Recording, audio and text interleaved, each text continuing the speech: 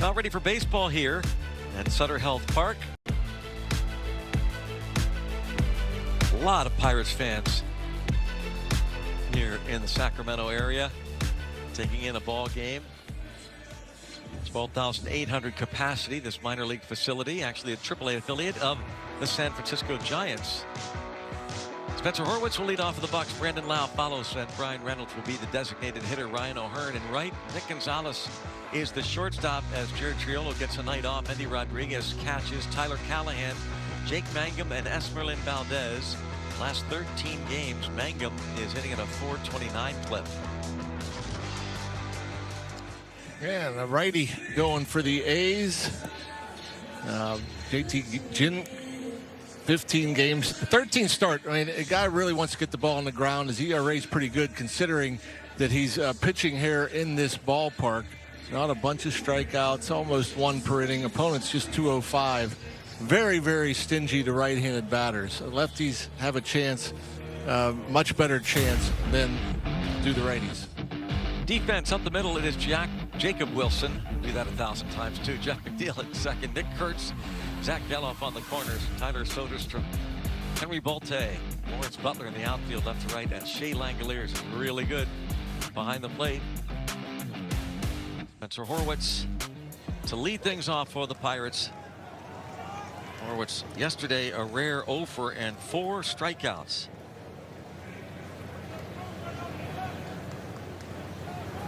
It's fun watching batting practice, John. The ball never seemed to come down, did it? Yeah, it just carries. There's some wind out there blowing out towards left field. Yeah, the field plays hard too. Even pop-ups, the ball bounces.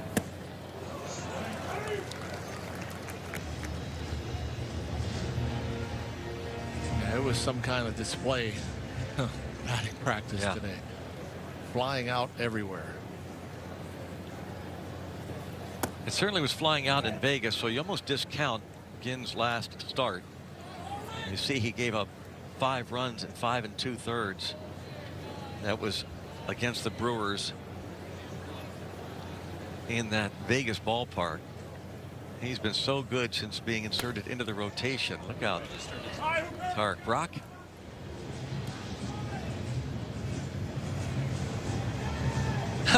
The ball boy gave up on it. He's going to make Lawrence Butler retrieve it. Yeah, I'm watching. I'm trying to figure out who's going to go get it. That's hilarious. Yeah. He said, "Ah, heck with it."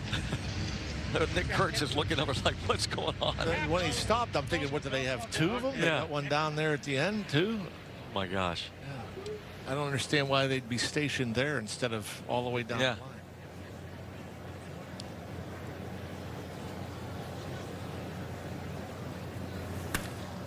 Hammer to center. To the wall. It's made by Bolte. Brock, what are tonight's keys to the game presented by your Western PA Buick dealers? Well, first on offense, if it's high, let it fly. Low, let it go. You see Ginn, he's got the cutter, the sinker, the changeup. He wants you to hit it on the ground, especially at this ballpark. So lay off the low ones and try to keep them in the ballpark. That's tough to do. Jared Jones with that big velocity hopefully can tie these A's hitters up. That's amazing that, you know, Spencer Horwitz, as soon as that ball left his bat, you don't know. Yeah. You're thinking it's going to end up out of the ballpark.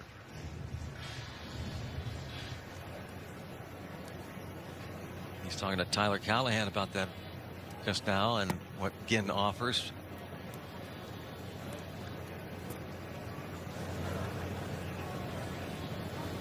Ball to strike on Lau. Horwitz flies out to deep center.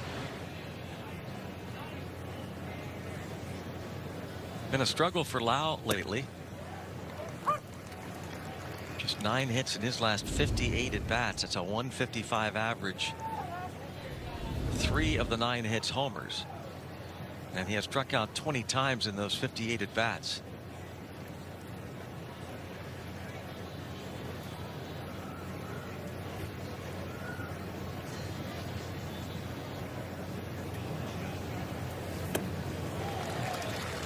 About to say, again, not necessarily a strikeout guy, but that fools Lau. 2 down. Yep, little slider from Ginn. Kind of breaking straight down. Likes his cutter. We'll mix in a changeup. Lots of two-seamers. He's old school too. He goes to the full windup. You can count on one hand the number of pitchers that have a delivery like this anymore. That's a 27-year-old from Flowood, Mississippi, by the way. Same hometown. In fact, he was teammates at Mississippi State with Jake Mangum. Drafted by the Mets. Lined into center field. He's as hot as it gets, Brian Reynolds. 22 straight games he's reached. Man, just such a great place to be as a hitter when you're seeing the ball so well. Everything just seems slower. A little breaking ball there, right on time.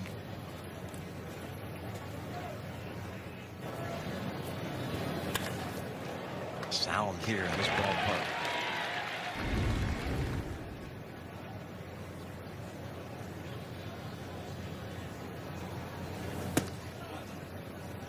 That's something that I couldn't help but notice. Jacob Wilson, when Reynolds was swinging, Wilson was already moving, anticipating because of the breaking ball. It was going to be hit to his left.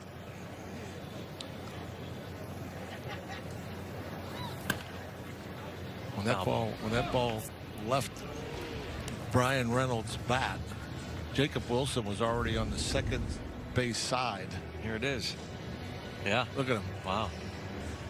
Not allowed to start on that side, but just anticipating that. Once the ball leaves the hand of the pitcher.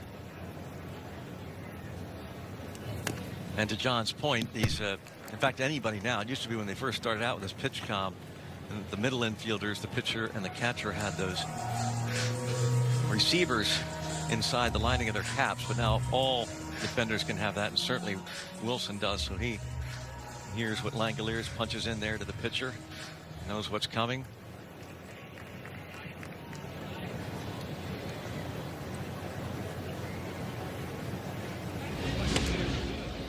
I often wonder if umpires even bother to look to see if infielders are in the dirt and not in the grass. All the umpires now are in front of the outfield grass. So how would they know? How would they know? Like right now, the second baseman McNeil, if he was on the grass, I guess the third base ump might see it. 2 throws over. Reynolds 5 for 5 in the stolen base department. A 1-2 count on O'Hearn.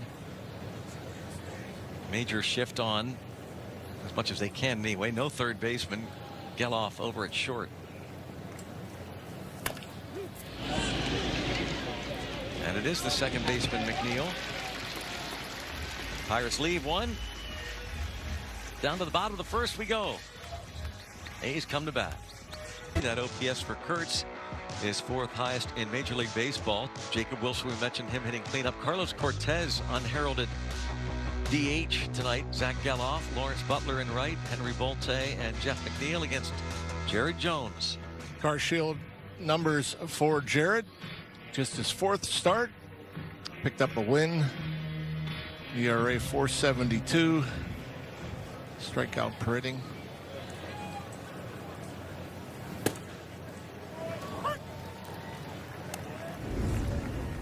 His first pitch strike, so important.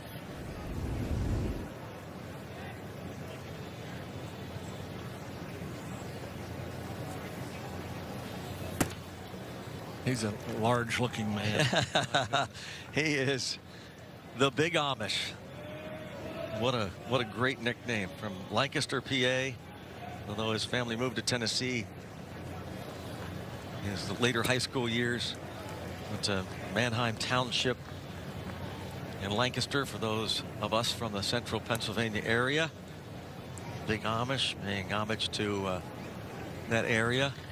A lot of Central PA residents are Amish. He is not. Boy, that's impressive. Yeah, he's not just, I mean, he's a power guy. He obviously can hit it out of the ballpark to all fields, but he's also just a hitter. You know, this ball, fastball, actually inner half of the plate. He barely saw it because his helmet was falling off as he swung, but finds a hole. Shea Langoliers.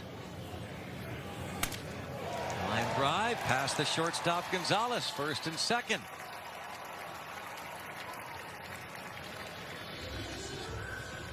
See a little bobble there. It didn't affect the play.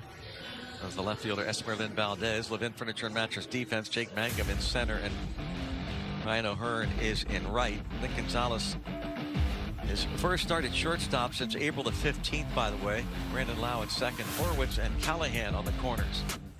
Andy Rodriguez catches. 2 on, nobody out.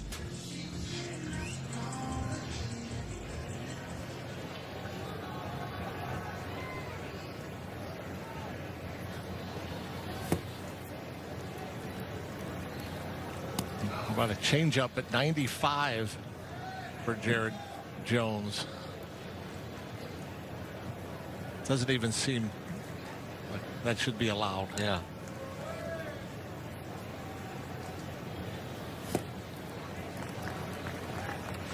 Two balls, no strikes.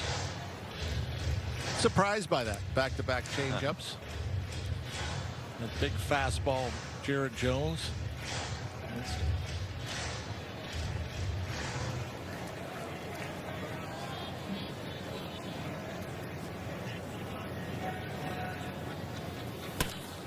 Line to right field and a base hit, and they are loaded. 3 hard hit line drives. And Jared Jones in trouble in the first. Yeah, no doubt. Sitting dead red fastball there. Boy, look at that. 101. It's just not that easy to turn around 101. Inner third.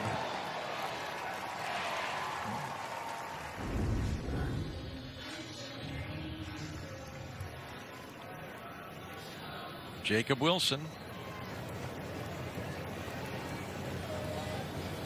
Never hit a grand slam. Finished second to Kurtz in Rookie of the Year voting last year. Interesting to see him batting cleanup. He had all this power in front of him.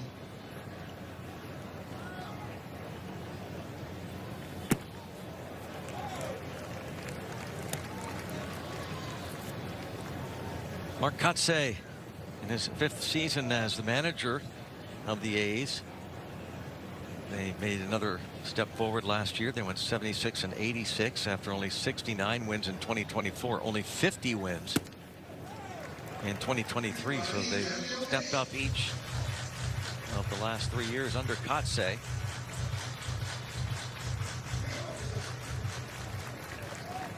It's a 2-1 count now on Jacob Wilson. Pirates infield looking for a double play ball. One of Wilson's calling cards, not striking out. Yeah, 20 times this year. Yep, 20 and just about one every 9 or so plate appearances. It'd be nice to get his 21st here. Yeah, on cue. Jacob Wilson strikes out Jared Jones. A big punch out there. He showed him the slider and thinking maybe with 2 strikes Jacob Wilson maybe looking to protect, so why not rear back, sneak it by him.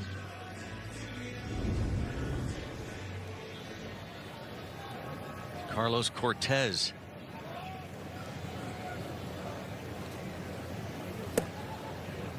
He's ahead of him with the curveball.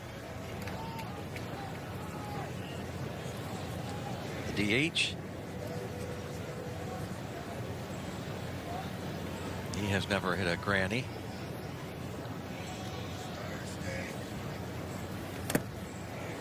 Foul ball. 0-2. And pitches to waste. So many options. And throw a fastball up well above the zone. could spike that slider.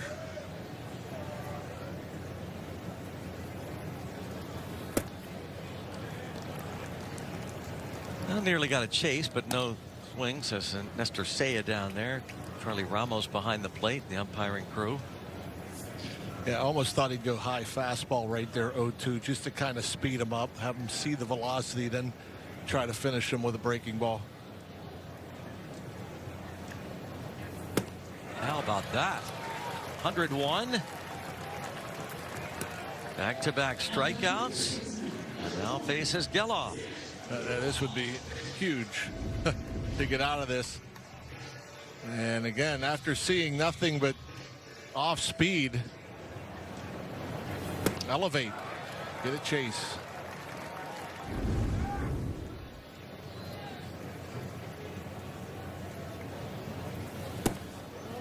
Well, it would be nice to get that one.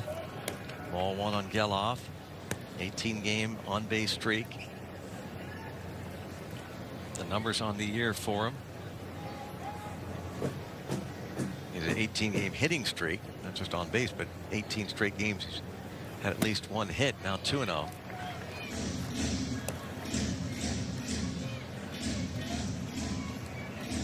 Yeah, pretty impressive what Wilson did after loading the bases, being able to land both the slider and the curveball. I think you almost have to throw heat here. 2-0.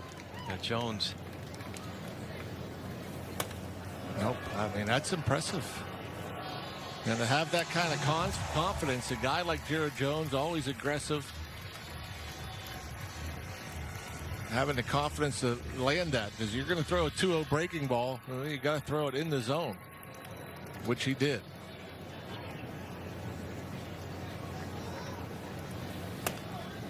Again.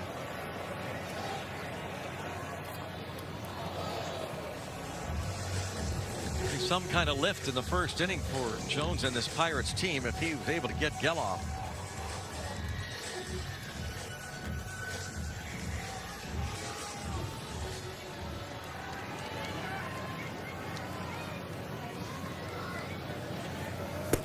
Wow, what a job by Jared Jones, fired up in the first inning.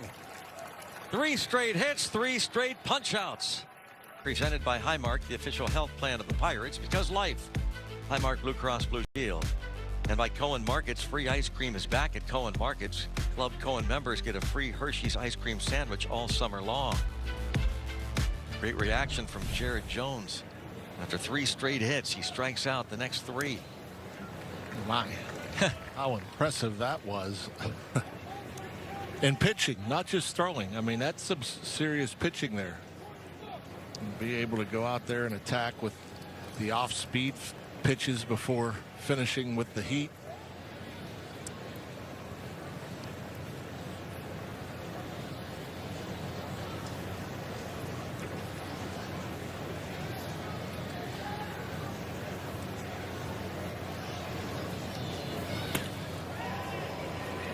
Shallow center. And Nick Gonzalez is retired as Bolte able to count and make the play. Last Pirate with 3 bases loaded strikeouts in the same inning. Johan Oviedo, August 4th last year against the Giants in the first inning.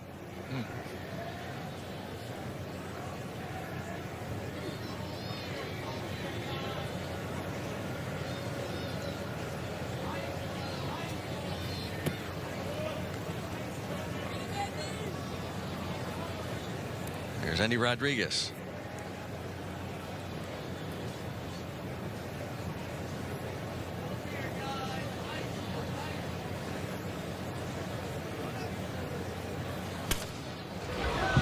Look out. Yep, a little off the end of the bat. Got a change up.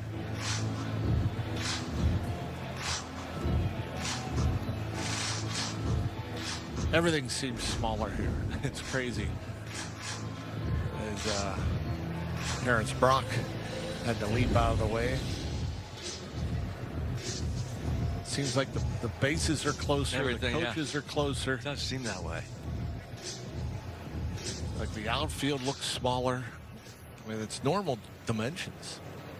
Not a lot of foul ground over there, especially just beyond first and third base.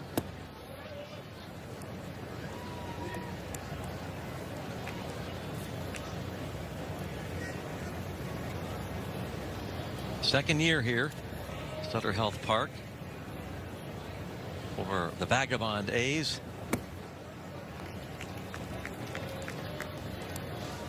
Now 3-1 on Endy Rodriguez. An impressive walks total. 14 walks already, 16 strikeouts.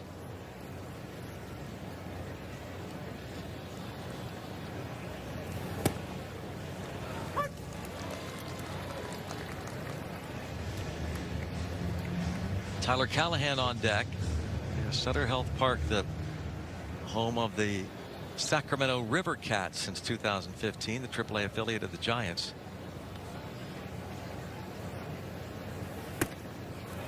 Walks again.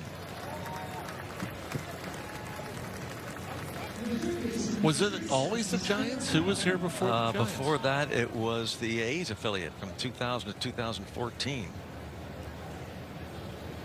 The A's AAA affiliate now in Vegas, where they were this past week. Tribute to the great Oakland Athletics. Way inside to Callahan. Callahan getting the start at third base.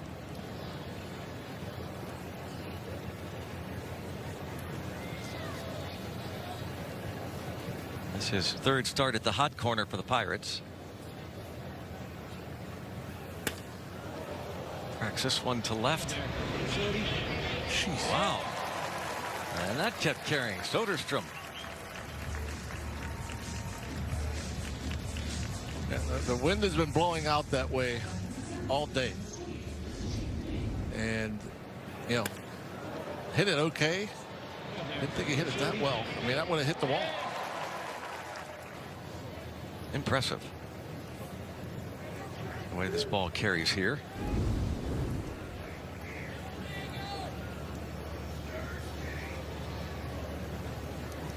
Mangum facing a fellow teammate at Mississippi State, both Flowood, Mississippi natives. The 30-year-old Jake Mangum, the 27-year-old J.T. Ginn. Ginn was actually a first-round pick of the Dodgers in 2018. Decided to go to college, Mississippi State, and then drafted in the second round in 2020 by the Mets. Started this year out of the bullpen,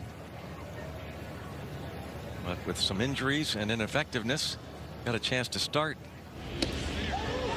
Close, big lead there for Endy Rodriguez. Aggressive.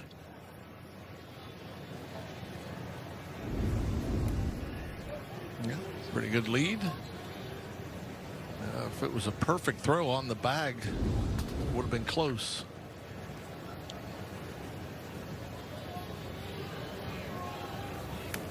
And with more on this matchup here, Mangum versus Ginn, we go down to Hannah. Brownie, you've been mentioning the familiarity the two have with one another, and they actually got to play in the minor leagues before getting traded. And Jake said during COVID in 2020, they moved to Florida to train together. So they're very good friends. They do a lot together in the offseason. Jake said he's like a little brother to him. So hopefully, he said, the Bucks can get a win this series. But after that, he's going to root for the A's to have a good season for his good friend, Ginn. And Hannah, he bounces right to the shortstop, Wilson, who wanted to toss to second, but then realizes McNeil not going to get there. He had to gun it to first and just does get the speedy Jake Mangum. Home this week in West Sacramento, but last week we're in Las Vegas, giving those Vegas fans a preview of their new home team coming in 2028. The games took place in Summerlin. The AAA affiliate calls that home. Zach Geloff actually told me, he commented on the Vegas show side of things that you kind of saw in that video, saying during the lineup, they were not told that anything was going to happen. So there was fire and fireworks, and it was pretty cool to see that. Infielder Max Muncy said it was also cool to see the amount of fans that came out in Vegas, considering the NHL playoffs were going on. And the Vegas Golden Knights were in those finals. So it sounds like Vegas is ready for baseball, Brownie. It's going to be some kind of venue, Hannah. I know you've seen the artist rendering of it, the retractable roof, and like only Vegas can do. 33,000 capacity, views of the city skyline. Got 5 big, like, overlapping shells that look like baseball pennants. Part of this big stadium.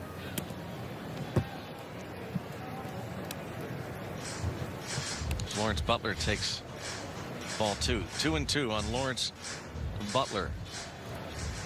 Yeah, that would. AAA's been in Vegas for some time. Always a popular spot to go play. A tough little play here. No, but well done. And Andy Rodriguez is pointing to the dugout. Somebody must have pointed out to him that when Butler, with good speed, make sure you're aggressive, get that baseball. He looked toward the Pirates dugout after making the play.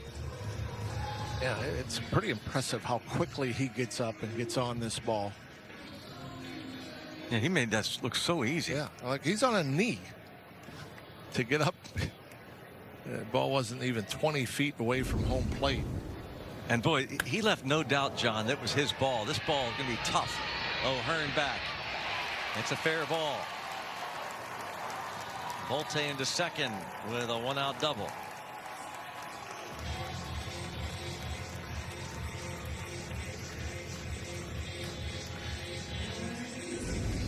That's the Sun field as well. As the fastball middle in.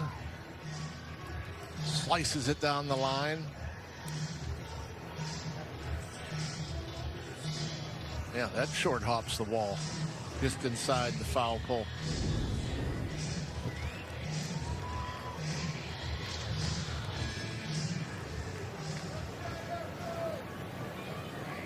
Here is Jeff McNeil, the longtime Met who was traded over this winter to the A's. One-time batting champ.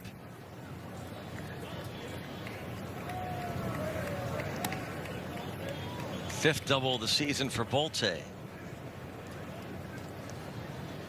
Another threat here for the A's. They had the bases loaded, nobody out last inning, and Jones struck out the next 3 hitters.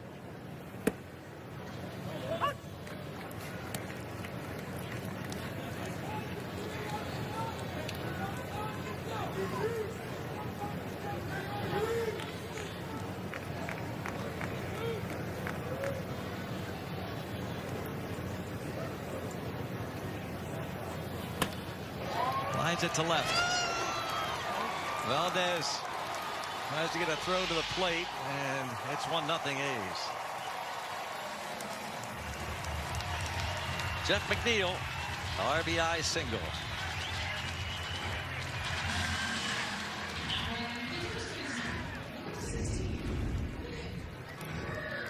Boy, that's some good hitting right there. That's 92 on the outside corner at the knees. And we've seen, what, 3 or 4 balls already. First time through the lineup hit the other way against Jared Jones. Jeff McNeil was hitless in his last 20 at-bats for that hit.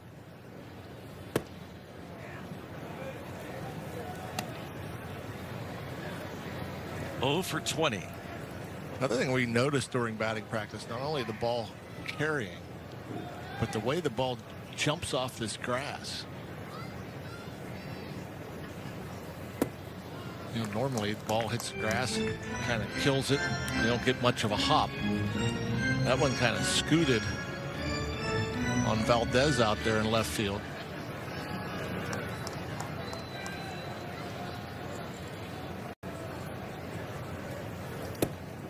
You'll never normally see major league teams when they're going to a ballpark for the first time. They'll have early batting practice. They'll do some working out. They'll get used to the field and the conditions.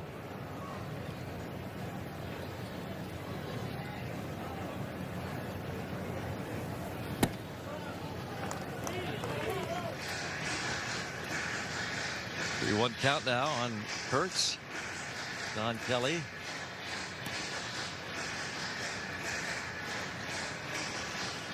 played here many years ago.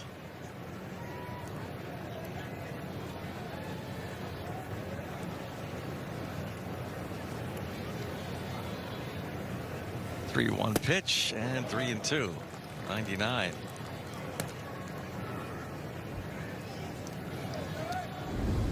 He was geared up for it. Still couldn't catch up.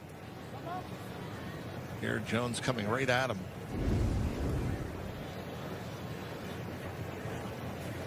Talked about before the game out there about Kurtz. He will strike out.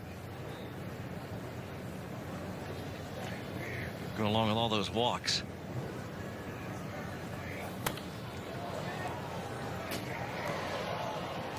Some think that he's capable potentially hitting for a triple crown at some point. Hits for average, hits for power, drives in runs. Third in the league in strikeouts. Hits this one hard to left. And Nick Kurtz hits an opposite field home run. Big Amish. His 17th. It's 3-0 A's.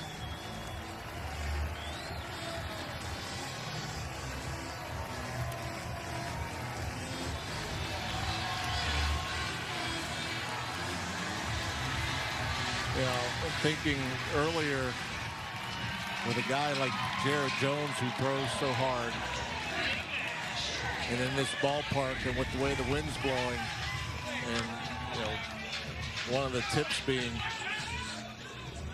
keep the ball in the ballpark. And for whatever reason, I thought just because of the velocity, these lefties going the other way. And again, that's good hitting on a slider down. You know, that's a pitch a lot of times if you're looking to pull the ball, you're going to roll it over to the right side.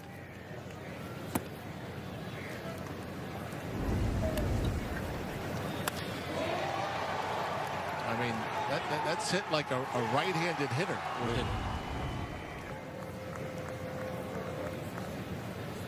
It's the third homer that Jones has given up. Kurtz now 17 home runs, 54 runs driven in.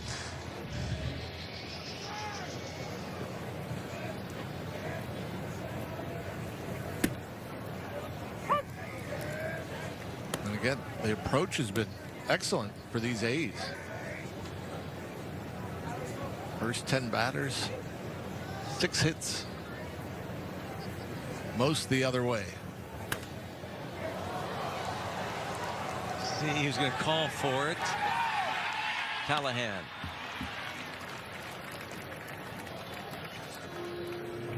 Third baseman calls off Rodriguez. The Langoliers is the second out.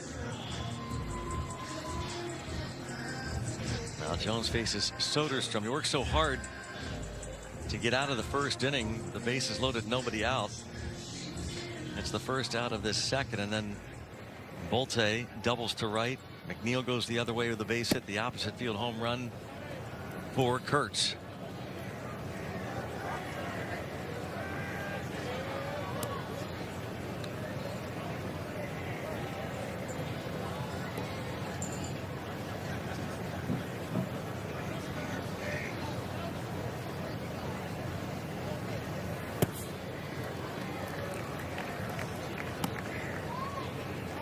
Jared Jones had that internal brace procedure done rather than the full Tommy John, which gets pitchers back a couple months sooner, and really becoming more and more popular the last few years. Spencer Strider, AJ Puck did it. Trevor Williams, the former Pirate, Pablo Lopez, Garrett Whitlock.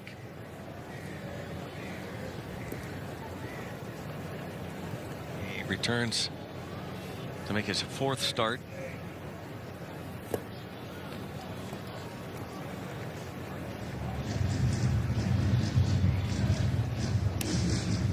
Jones made his season debut on the 29th of May against the Minnesota Twins. Went 4 1/3. First major league appearance since September of 2024. nice little pickup by the umpire there. First base umpire and crew chief Chris Guccione uses his cap to scoop the deflection.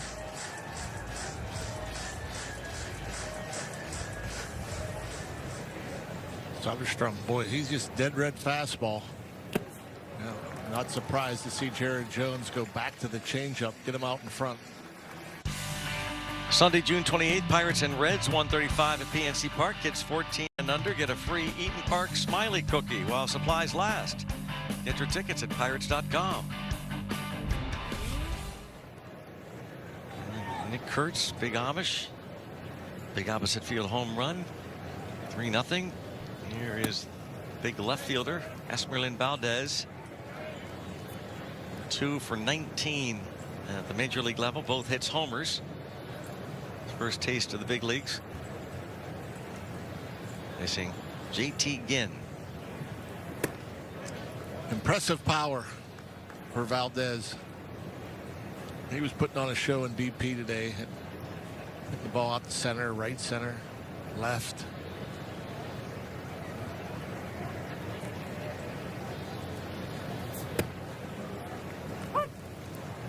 Ginn has given up 8 home runs, 71 innings.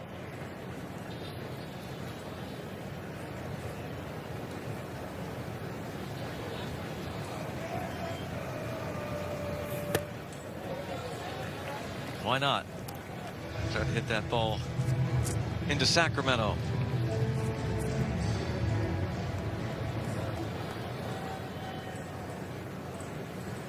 Two. Oh, chases the high heat. Second strikeout for Ginn. Bring up Spencer Horwitz. Yeah, you see sometimes a two-seamer with some movement. Got more of a four-seamer, pretty straight upstairs.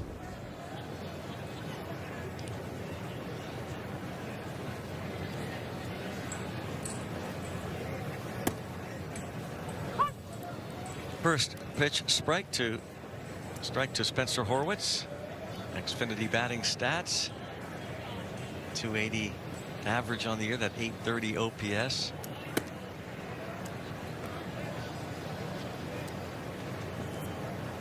One ball, one strike.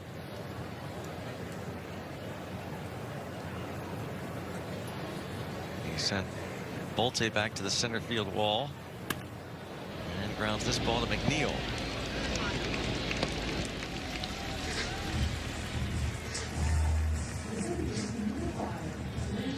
Again, came in with a 205 batting average against this year. That's the 9th lowest in the majors.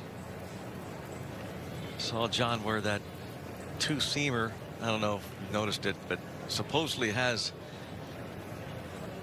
quite a big vertical movement. Above average, let's put it that way. I mean, you could see the movement. There's definitely a difference between the two-seamer and the four-seamer. Has tail, breaks down. You know, horizontal and vertical movement has looked pretty impressive with the two-seam fastball. That's out of play. Supposedly 27 inches of vertical drop above average in baseball for JT Ginn. Lefties last year, by the way, hit 340 off of them. Righties hit just 193. This year, much better. Lefties hit 238. Righties just 155.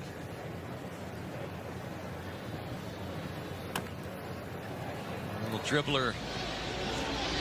Oh, high toss. Langoliers had a little bit more time, looked like, than that. And a high throw, and he'll give Lau a base hit. On the worse for wear. Kurtz seems to be okay. Obviously much bigger than Lau. Yeah, you almost want to choose inside or outside. He was kind of falling, the catcher was, towards foul territory as he went to throw it, but you want to probably try to throw that inside right there. Yeah, luckily everybody's okay. I've been involved in a few of those. It's typically the first baseman that gets the worst of it. Mark Kotze, I think, went out to see if Brandon Lau was in fair territory and not in the running lane. Which you can be now. You can be in fair territory this year. They look to be right on the line. Used to have to actually stay in that lane. Brian Reynolds now. Hard single to center field his first time up.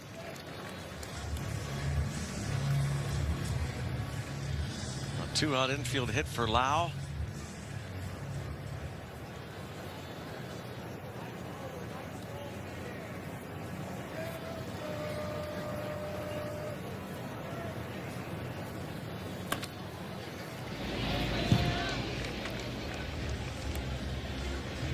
Reynolds in the hole 0-2.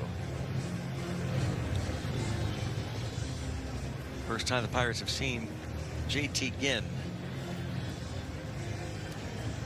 Acquired from the Mets in March of 2022 for Chris Bassett.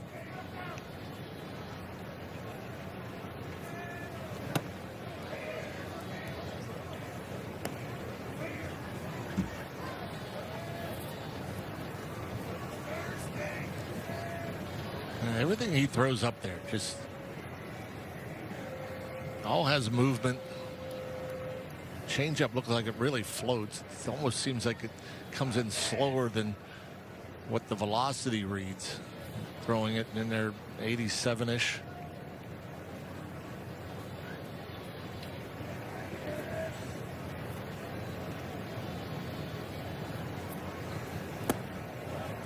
That's it there. The changeup just dies as it gets to the plate.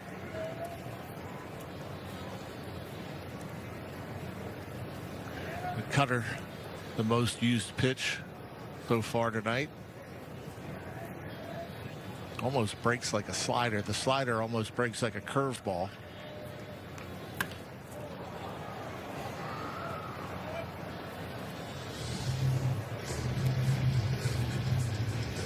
One and two with a 1.99 ERA on the road this year. Yeah, no surprise that these guys are going to have a higher ERA in this ballpark.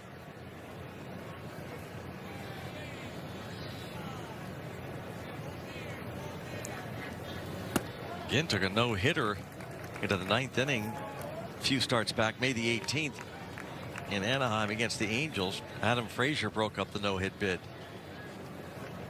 to lead off the 9th inning. Zach Neto then hit a walk-off 2-run homer. The A's lost the game 2-1.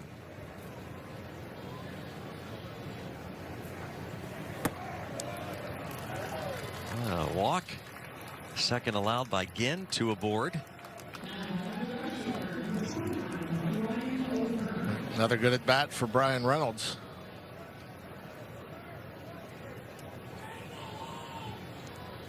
Pirates could really use a big hit now from their right fielder Ryan O'Hearn, who his first time up grounded out.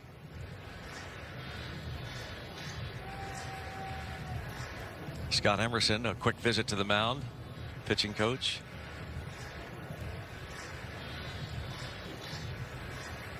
Looking for 2-out action, down 3 early here, 3rd inning.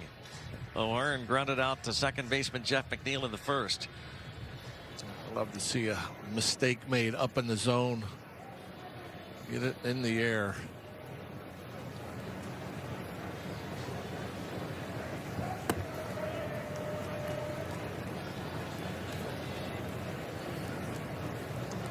O'Hearn homered 6 days ago at PNC Park against the Dodgers, his last homer. He's hit 10 on the year. Time on the injured list with the quad injury had him on the IL.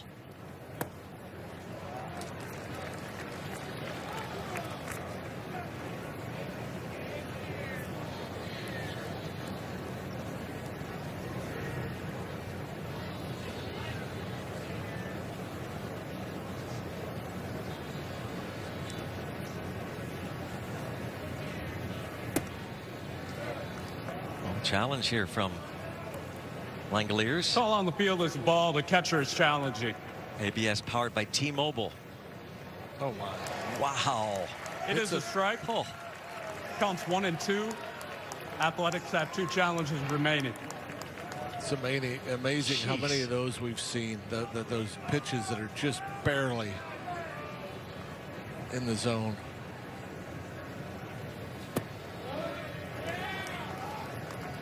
Yeah, initially I was kind of surprised he challenged.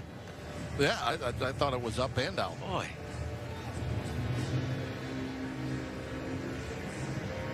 And now 2-2 on O'Hearn.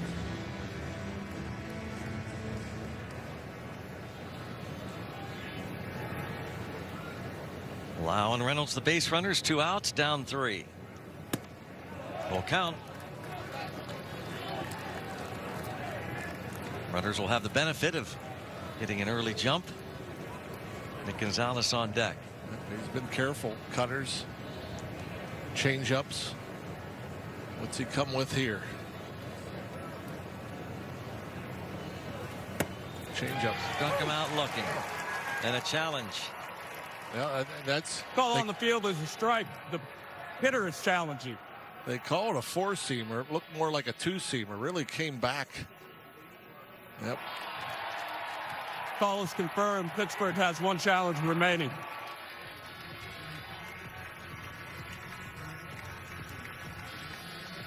Third inning. Pirates leave 2 more on. They've stranded 4 through the first 3. There's Jacob Wilson.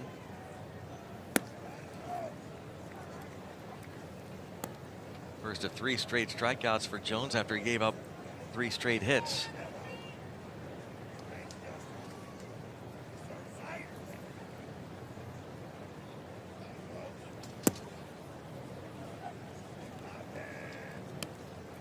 Two and 0. A long look in there from Jared Jones. He thought that was on the outside edge.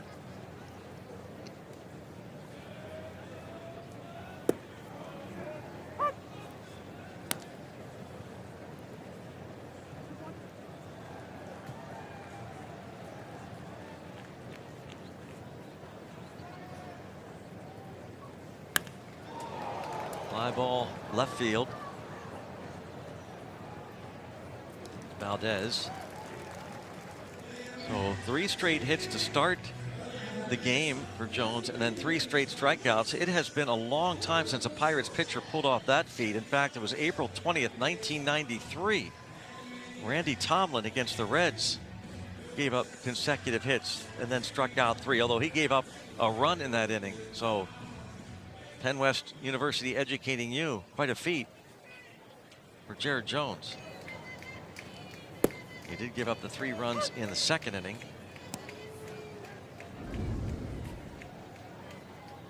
Gets a call there.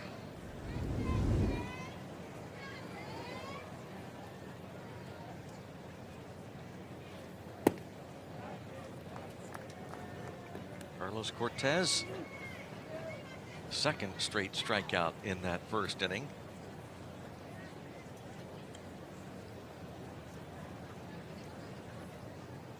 DHing tonight. Cortez has started about 40 games in the outfield this year. Interesting, because when he plays the outfield, as this ball is bounced to the second baseman, Lau, and he is primarily an outfielder, though he'll throw with his natural left arm. But when he, at times, he's called upon to play the infield, he switches gloves and throws the right arm. He's ambidextrous. Carlos Cortez. That's impressive. 2 outs. He's been impressive at the plate with 21 walks, 18 strikeouts. We've talked about that with Spencer Horwitz this year, how rare that is to walk more than you strike out any player. It's rare. Zach Geloff now struck out in the first.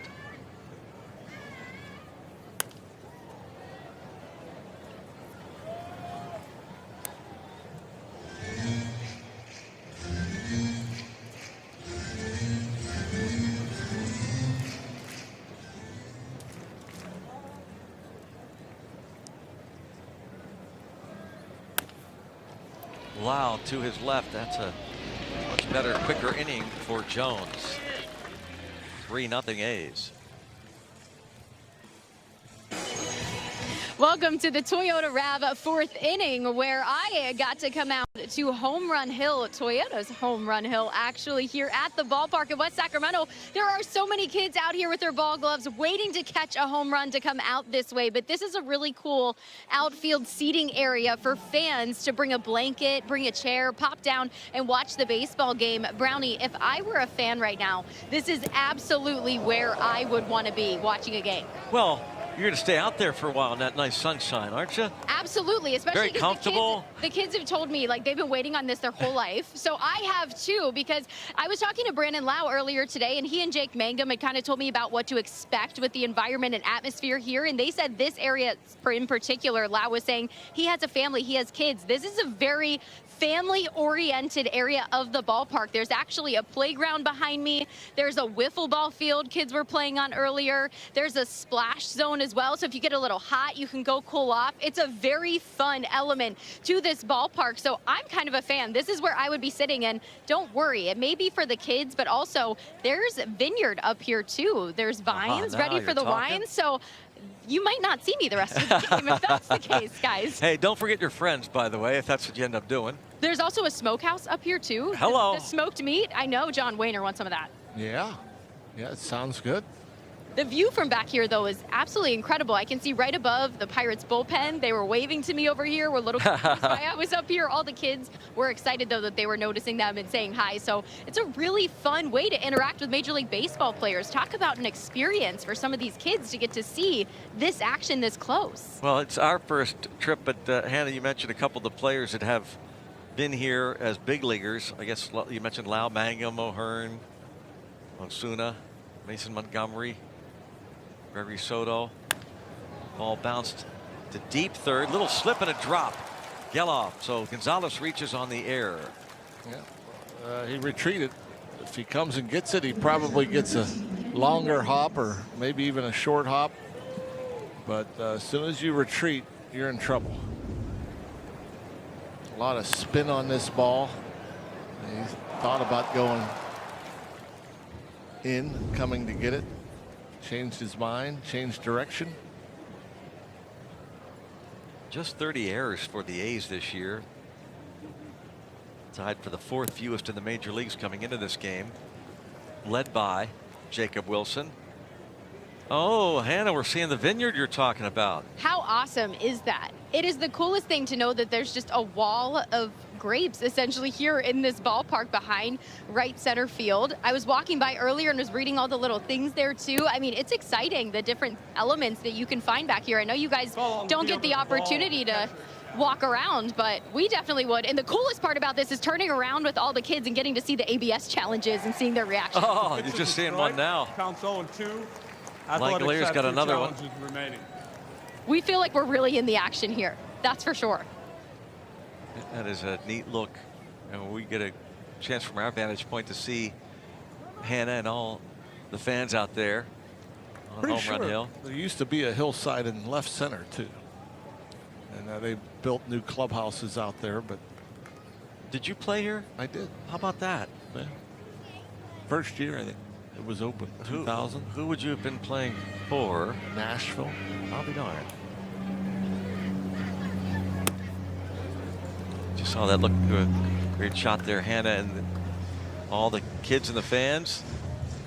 They're waiting on a home run ball, Brownie, as you can see with the anticipation. This little gentleman in front of me was telling me he caught one last time. He got to one. So they're waiting again here. How about now? All that right. would be a great time. That's a good call. Go, Endy. Endy, take care of that for them. Sounds like Hannah has some protection. Slowly getting more bodyguards filling in behind me back here. You see any cones out there, Hannah? Yeah, there's one right beside me. Oh, no. Look at this. Oh, guy. my gosh. Here we go. I think I might get in trouble. How about if there's a base hit? How about if Hannah pulled a Johan Ramirez on a home run? There's a base hit, putting runners at first and second, nobody out. Could you pull that off, Hannah, you think? Yeah. She's doing her Billy Cook impersonation. We're hoisting cones out here. Yeah. They might kick me out of here soon. I have no idea whose cone this is. We're stealing cones out here. Do you know how to hoist the cone? You're an A's fan, but there we go. This is a Buccos thing. Go ahead, hoist it for us. Oh yeah, we're slowly converting nice. them. One fan at a time, yes. baby. Little did they know in Sacramento that Hannah Mears awesome. was going to go out there and convert. It's kind of heavy, I know. Sorry, I'll take it from you. I got big muscles. A's fans into Pirate fans.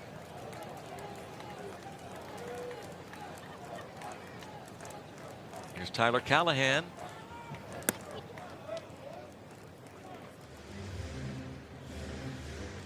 A little opening here in the 4th inning.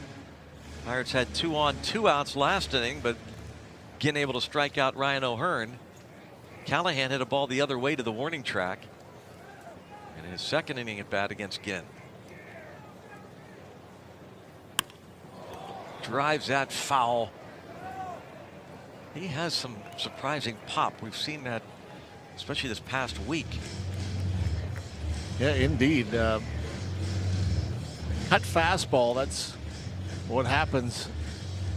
You see it in, you pull the trigger, and it runs in even further, and you end up pulling it foul.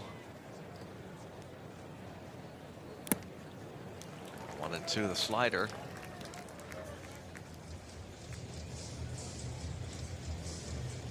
th game for Callahan. For Ginn, his 13th start, 16th appearance. Began the year in the bullpen. Mentioned 8 homers allowed, 71 innings coming in, and barely staying alive. Pitch slider down and away. Last year, Ginn was 4-7 with a 5.08 ERA and gave up 17 homers in 90 innings. And he does such a good job of changing speeds, relying more on movement than velocity. Should get 1 out of it. They do. Winners move up. Productive out. First steps on the bag. Penn West University stat of the day. Since May the 30th, batting average leaders in Major League Baseball. Jake Mangum tied for 3rd with the Giants' Bryce Eldridge. He's been collecting hits and robbed of one. Yeah. In yesterday's game, a 3-run triple, more than likely. Yeah, I mean, you really could say that one defensive play was the play of the game. The Pirates very easily could win that game if it had not been for Jacob Marcy, center fielder for the Marlins. And from where we were sitting, we thought there was no chance. Yeah. That was sensational. 5th inning, bases loaded, 2 outs. Pirates were trailing by 1.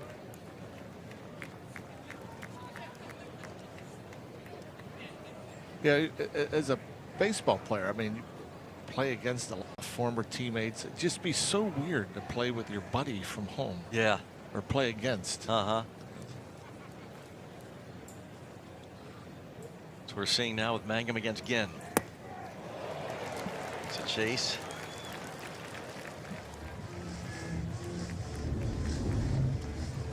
A little over anxious. Maybe saw a spin and thought it was going to come down. Looking up in the zone. I guess that would be part of the problem with looking up. Sometimes you might chase something a little too far up. That was way up there. I often wonder if somebody has an advantage when it's friend against friend in these situations. We've talked about pitcher against a former battery mate. What about friends? Who has an advantage, if anybody? Yeah, if it's pitcher batter, pitcher always has an advantage. Because if they're bad, they're going to win 70% of the time. Yeah. Well, in general, they have an advantage. Right. Yeah.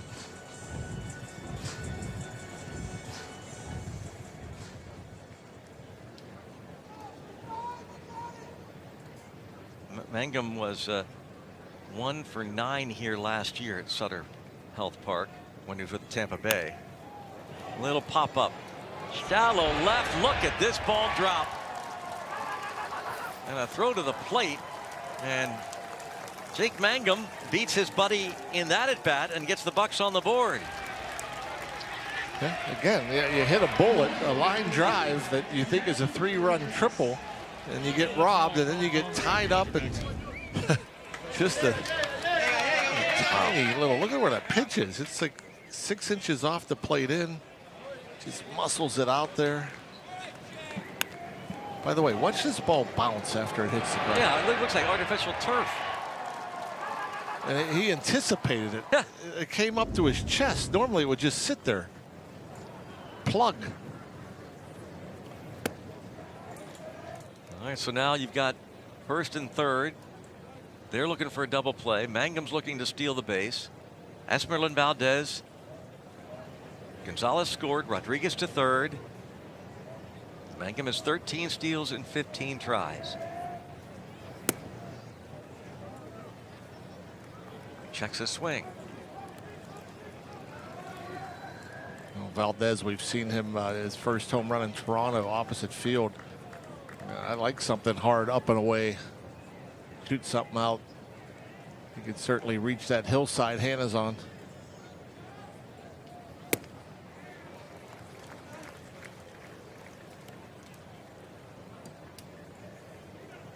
Two one now.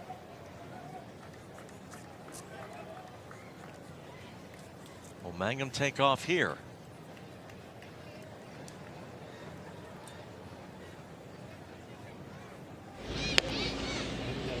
In case you're wondering, opponents 7 for 9 this year against Ginn.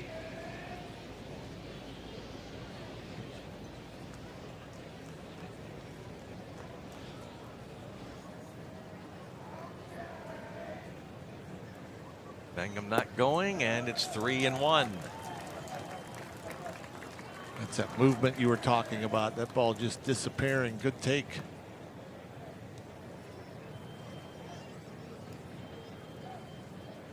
Langoliers, by the way, really good throwing out runners. Part of that equation. 3-1 the count. Full count.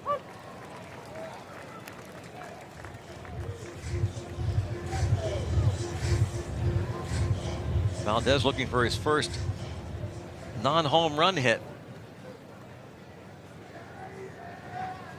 Valdez.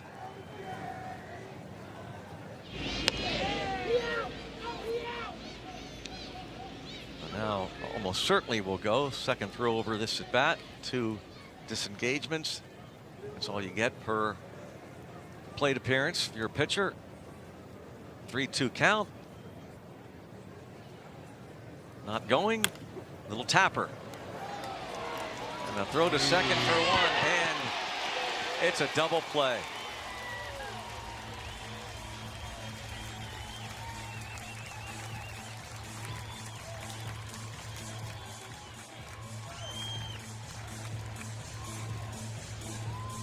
Pirates are not going to challenge. Wow. Bad ending. But the Pirates get one. It's 3-1. Pirates get 1 unearned run, and Esmeralyn Valdez hits into the inning-ending double play. Again, pretty athletic play coming off the mound, getting it to his second baseman McNeil very quickly.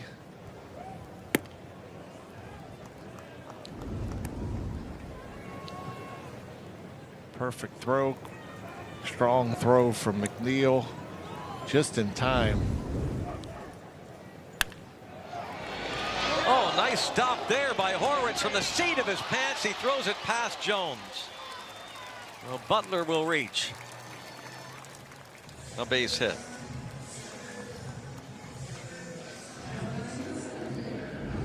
Great stop. Quick jump. And this, if he leads Jones, I think they get him. But knows he has a fast runner in Butler, so he wanted to get rid of it quickly. And I don't know if they work on that one at PFP. First baseman throwing. Actually, not a bad idea if they do. Yep. From the seated position. Little tapper. Callahan on to first. Henry Volte set down, but on the play, Butler to second.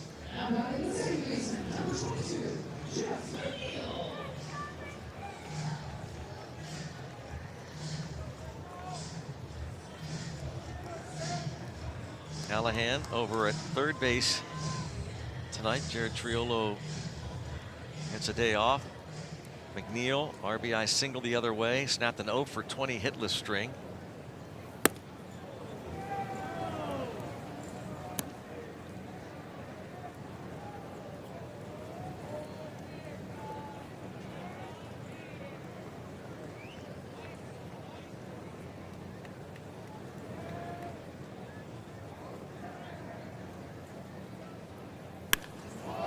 That's hit hard to right. And that's gone. 2-run homer, McNeil. 5-1 A's. McNeil's third. And second of the night for the Athletics.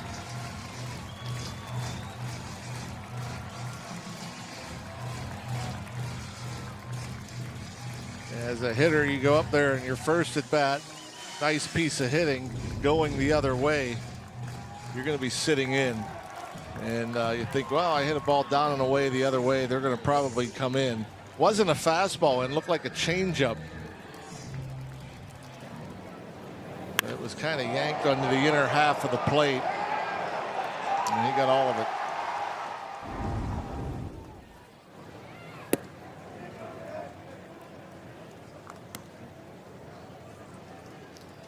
Jeff McNeil 2 for 2 after being 0 for 20. So Carmen Mlodzinski now, the bulk guy, going to be coming on here momentarily.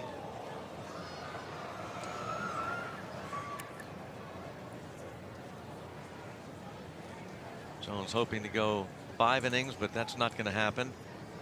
Pirates going to keep him for the time being at no more than 5 innings and no more than 80 pitches.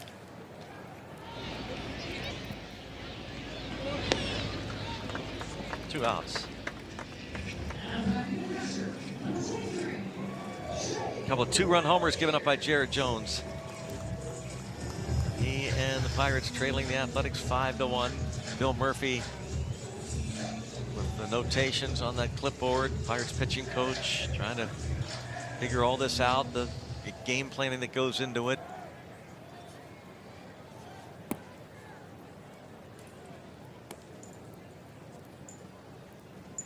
The way it's gone so far since Mlodzinski has gone into the bullpen, he has been the follower for Jones.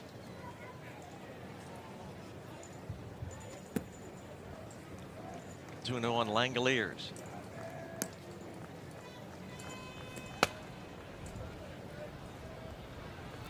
Don Kelly was asked about that before the game. Reporters said basically taking it outing by outing for Mlodzinski.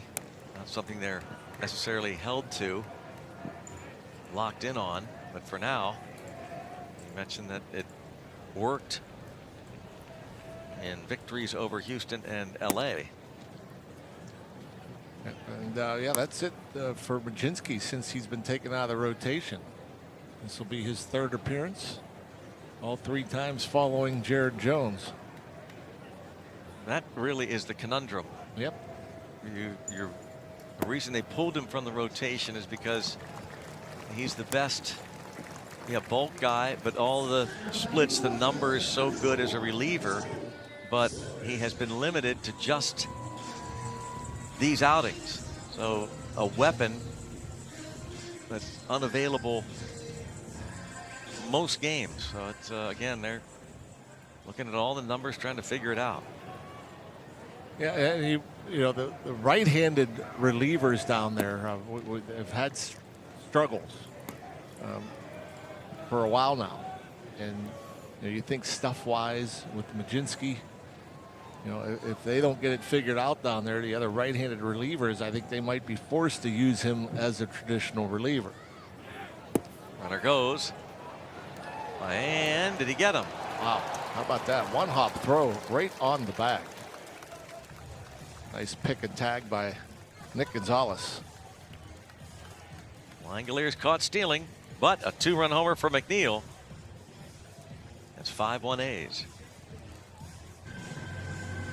5-1 A's on the UPMC scoreboard. Pirates baseball is presented by UPMC, the official healthcare provider of sports coverage on SNP. Jeff McNeil, 2-run homer, and this is the last out. Yeah, strong throw from Endy. Comes up off the grass, and here's a good view of it. Nick Gonzalez catch, just dropped the glove. Tagged right on the oven mitt.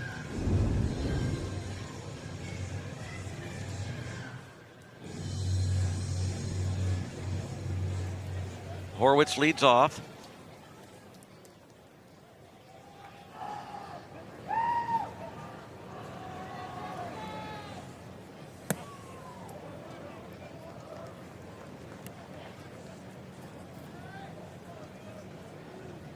Fly out to deep center, ground out to second.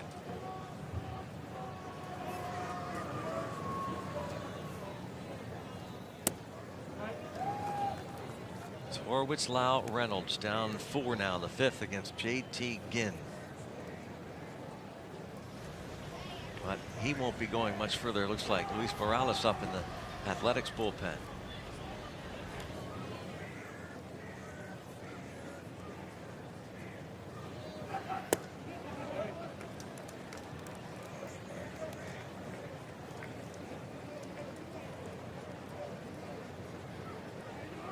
Of course, Ginn has not been limited in terms of innings and pitch count, so it's interesting that they've got somebody up in the pen already.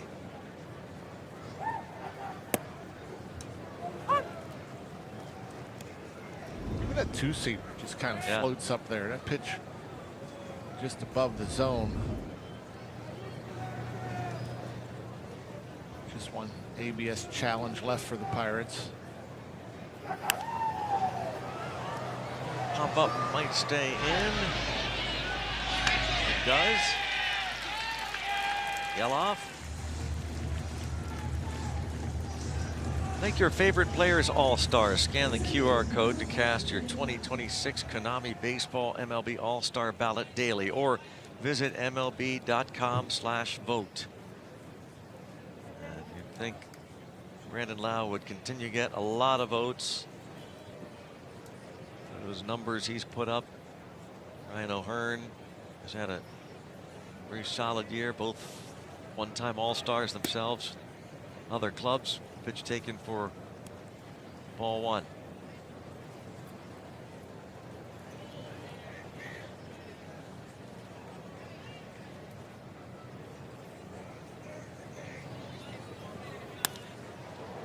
In the air to center. Volte. 2 up, 2 down for Ginn.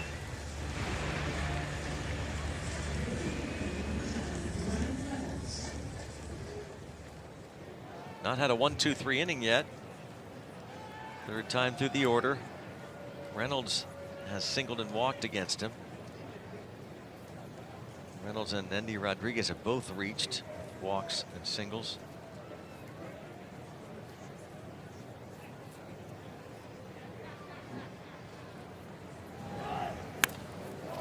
Line drive to right. Quick work for Ginn. Halfway mark. 5-1 A's.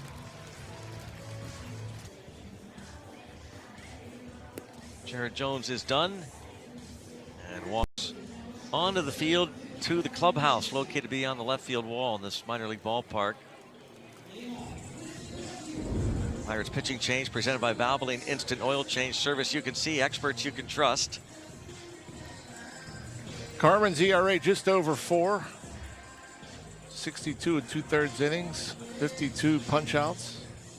Opponents averaging 269.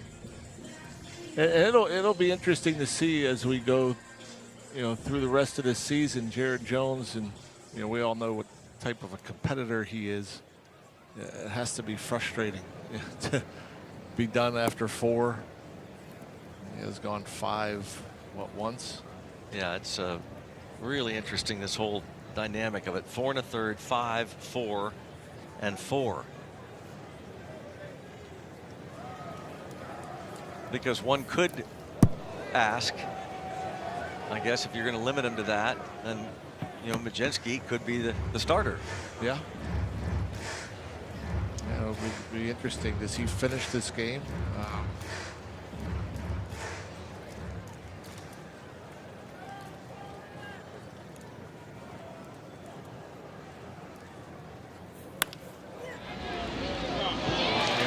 The retreat, it's a very hard field. We already talked about ball bounces on the grass. So, you know, they wet this dirt down. This obviously like desert area. Everything's hard and dry.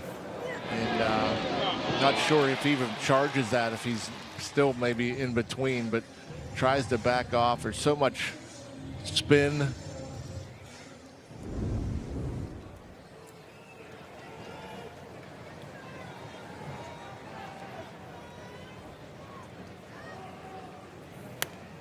Majinski did not finish after following Jones last Wednesday at PNC Park.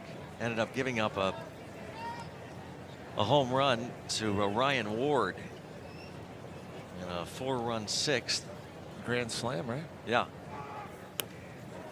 Stayed in and finished the 7th inning, and then got 2 outs in the 8th before giving up a double to Kyle Tucker, and that's when they brought in Evan Sisk to get the last out of the 8th. The game, the Pirates came back and beat the Dodgers 9-8.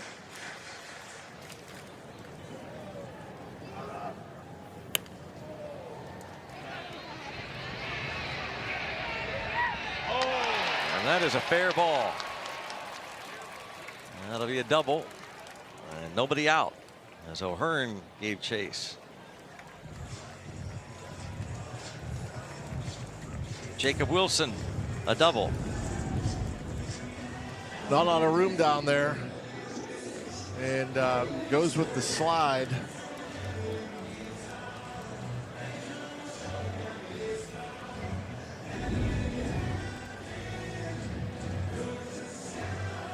Now the infield shortens up.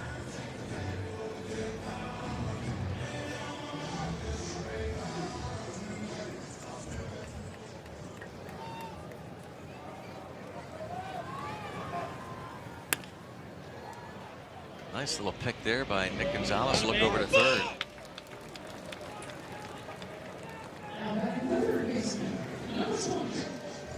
One out. Yeah, that's a little in between hop there too. Showing good hands picking that.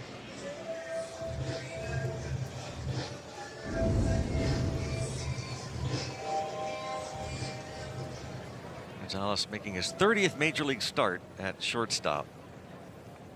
First since April the 15th.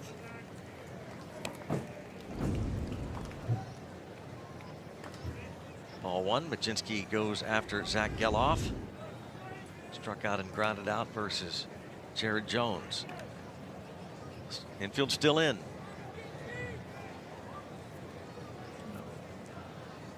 Carmen. I think he's going to just put the pitch on. Looked like he has a pitch calm on his belt, so he wasn't agreeing with what Endy was calling.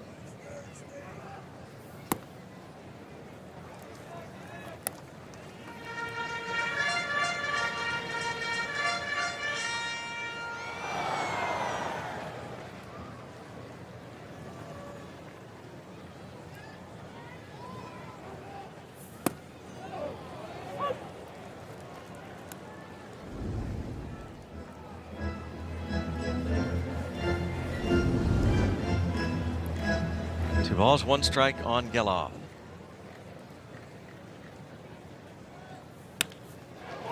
And a base hit. Scores 1, and wow, looked like third base coach Bobby Crosby was waving. It looked for a minute anyway that he was waving home Wilson, but he decides to stop, so it's 6-1. Hard hit ball up the middle. Jacob Wilson hesitated for a second. Make sure it was a line drive. It got down. So with that little hesitation, well, he did have one wave, but then he stopped him. And Jake Mangum was just tossing it in second. Conceding.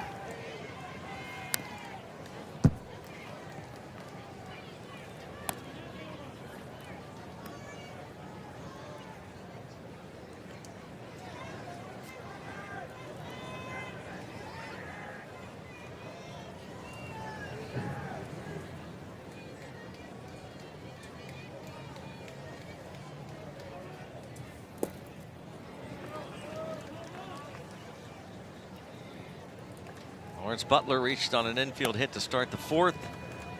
And was aboard when McNeil homered. They scored 3 in the second. A 2-run homer for Nick Kurtz. Pirates got their run in the fourth unearned.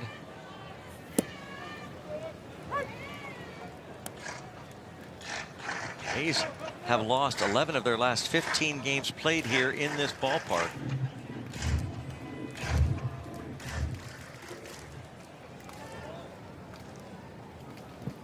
Mark Kotsay, one-time teammate of John Wehner's. That's true. With the then Florida Marlins in 1997. With Kotsay's first year in the big leagues. Good teammate? Yeah, great guy. Good player. Top prospect.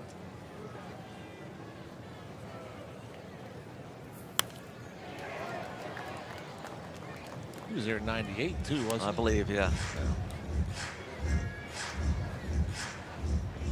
There had been rumblings. I think that the Pirates in their interview process before they hired Derek Shelton had talked with Kotsay.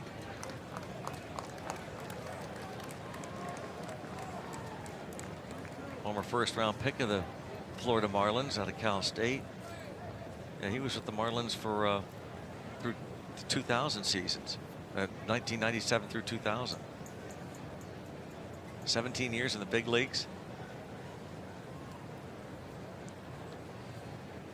Played with the Padres, time with Oakland, Braves, Red Sox, White Sox, Brewers.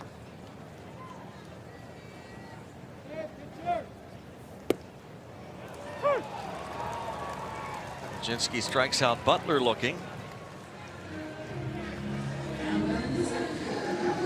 That went with the backdoor breaking ball.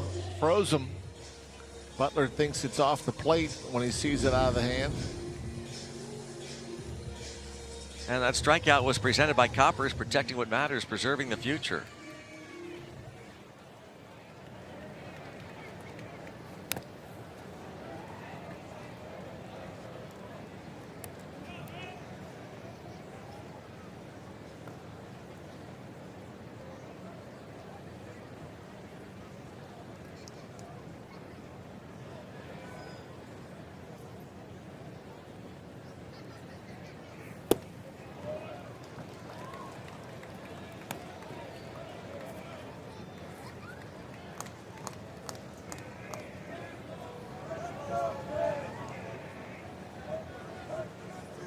Volte, that double in the second preceded the McNeil home run.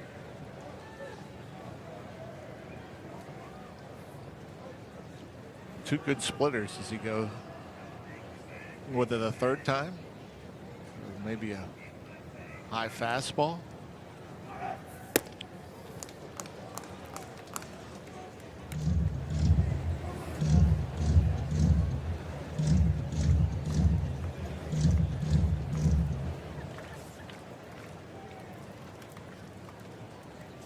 Goes from first, ground ball short. Nick Gonzalez to first. Another run in through 5 innings. 6-1 Athletics.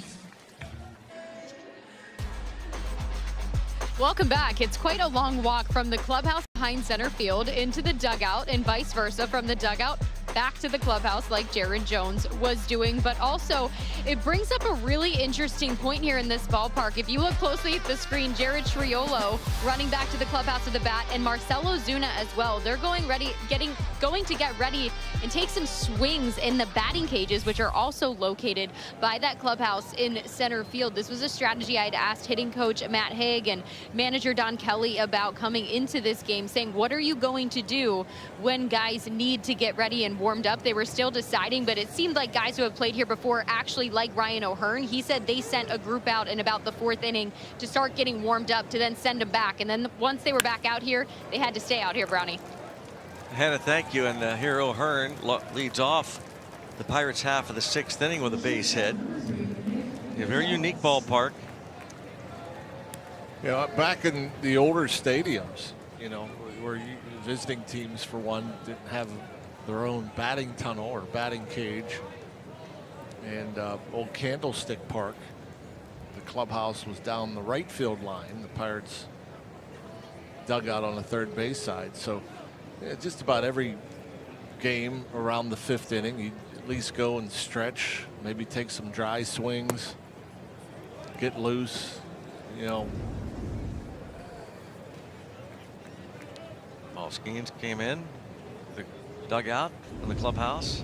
You know, nowadays I think they're used to, because there's cages, you know, and just I think every clubhouse or around the clubhouse to where they can go and stretch, get loose, take some swings in case they're needed to pinch hit or what have you. It used to be you just stretched and took dry swings. We did it in the bullpen. It's a candlestick, like, which was in foul territory, but in play. Yeah. Bouncing ball. Oh, what a play at third to get an out. Geloff able to make the stop and get an out.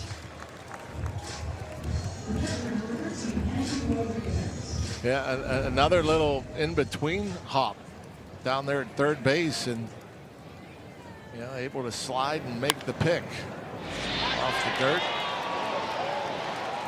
Still would have had a shot at 2 with a good throw to McNeil, but McNeil does a good job of just kind of playing it like a first baseman. Make the catch, keep the foot on the bag.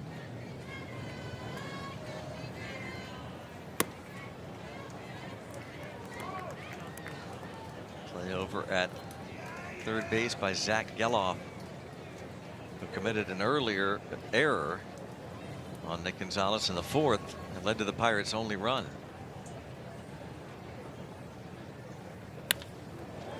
And Endy Rodriguez, he just keeps getting on base.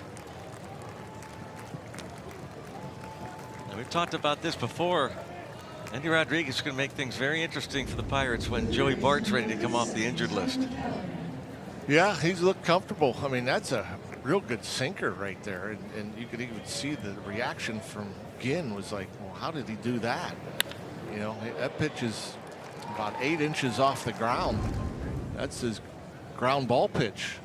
But Endy stays back, stays inside. A walk and 2 hits. Yep. This might be a little delay tactic. They had a reliever up last inning.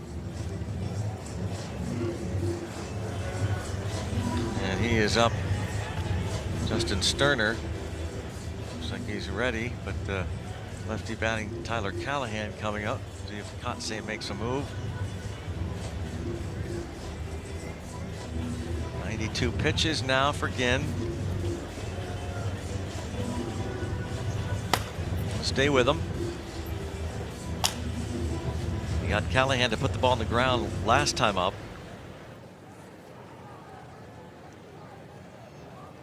Two on, 1 out. Pirates down 5.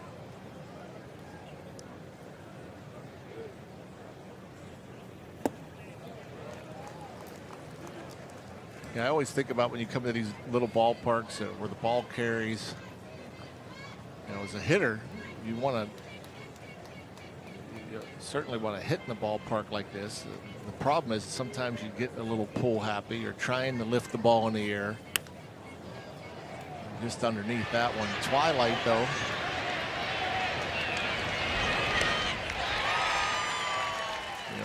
And the pitchers in those ballparks, like Ginn has done today, he doesn't want to give you anything to pull in the air. That was kind of a mistake. He left it up middle in. Callahan just missed it. He could have made this an interesting ball game. He gets that out of the ballpark. Well, Kotsay is going to let Ginn face his buddy one more time. Jake Mangum. That's probably it for Ginn, regardless. Mangum, the RBI single in the 4th.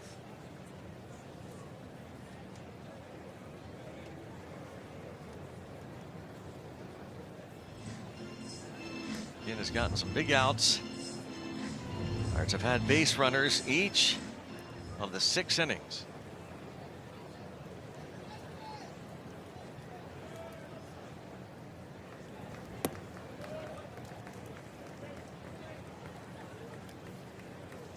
So offense trying to hang in there, but eventually you can scratch and claw, be a scrappy club, but when you lose 2 bats like they have, there's no getting around it. O'Neill Cruz, of course, such a dangerous hitter and having his best season. And then you lose really a spark plug, Connor Griffin, the rookie shortstop.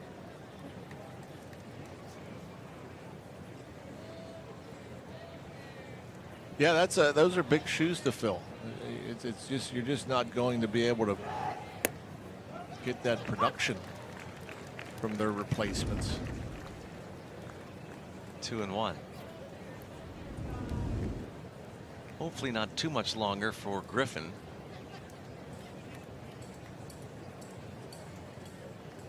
Two balls, 1 strike. And bounce to second.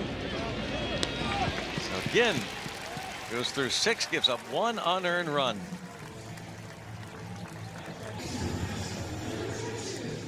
(6-1) Athletics. Some of the Pirates players coming in. Marcelo Osuna, Jared Triolo from that left field clubhouse area. Johnny Tucker, who works with the hitters as well. And Jeff McNeil is working on a win presented by the Home Depot. 2 for 2, single 2-run homer after snapping an 0 for 20 hitless drought. An RBI single in the second, homered in the 4th off of Jared Jones, and a high fly ball off Harmon Majinski. Mangum.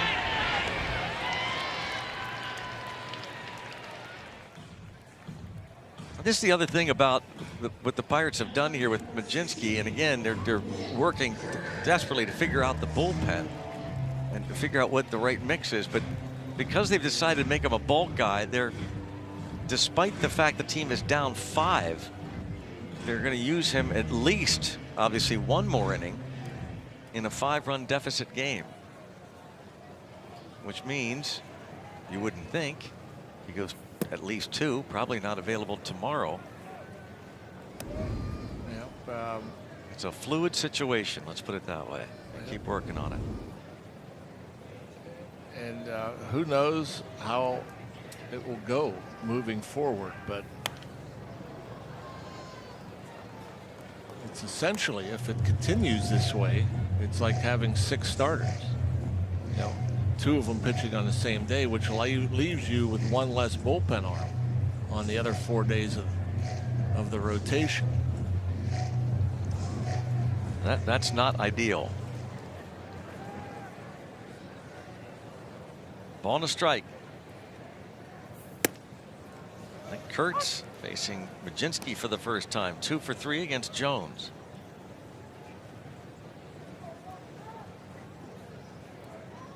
Kurtz, the rookie of the year last year, hit .290 with 36 homers, 86 RBIs, an OPS of 1,002. Drafted 4th overall out of Wake Forest by the A's in 2024. That was the Connor Griffin draft for the Pirates. They picked 9th. They picked Griffin. He's pretty much on pace for those same numbers this year, but probably more RBIs. Yeah, they say he has a great eye. Call was the ball. The catcher is challenging. I didn't see the tap, so I'm guessing it was a verbal challenge. And yeah, they say that he has. It is the ball. Pittsburgh's out of challenges. The count's 3-2. Yeah, that's not a good challenge. Yeah, that's the thing about these challenges. Not to make, because there are other issues, but Pirates just overall have not been good. No. At the plate or behind the plate. And again, there's nobody on. Yeah. 6-1 game. And if they rally, you know, one of the reasons the Pirates were actually, I don't know if they lobbied for the ABS challenge, but you remember the Henry Davis play last year in San Diego? Oh, yeah. He came to the plate with the bases loaded against the Padres, and it was an obvious ball 4, would have brought in the tying run. The Pirates were outraged, and understandably so. Well, that was the 9th inning. As Callahan over to take a look. And if they rally tonight, for example, and have a situation, they won't have that opportunity. There's Henry Davis next to Brian Reynolds.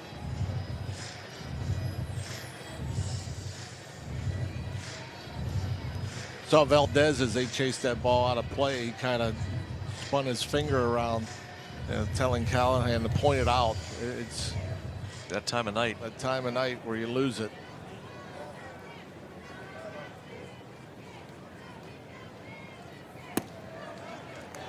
That's the other thing about these minor league stadiums. There's just a single deck. So behind the plate, above the top deck, sometimes you don't see it. Yeah, it comes off the bat.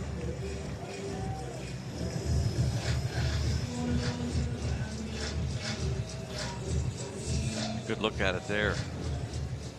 Here's Langoliers as Kurtz walks for a league-leading 67th time.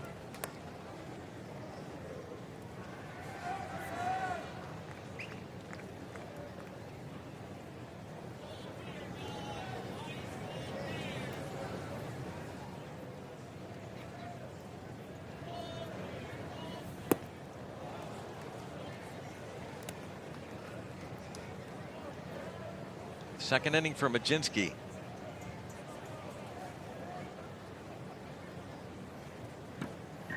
And there's no way he's available already at this point for tomorrow. Heading toward his 34th pitch here with 1 out in the 6th.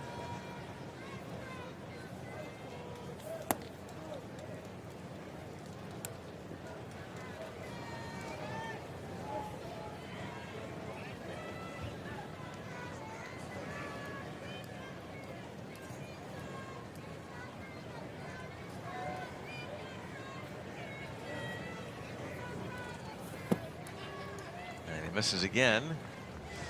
Langoliers on base twice against the starter Jared Jones, who went just 4 innings tonight.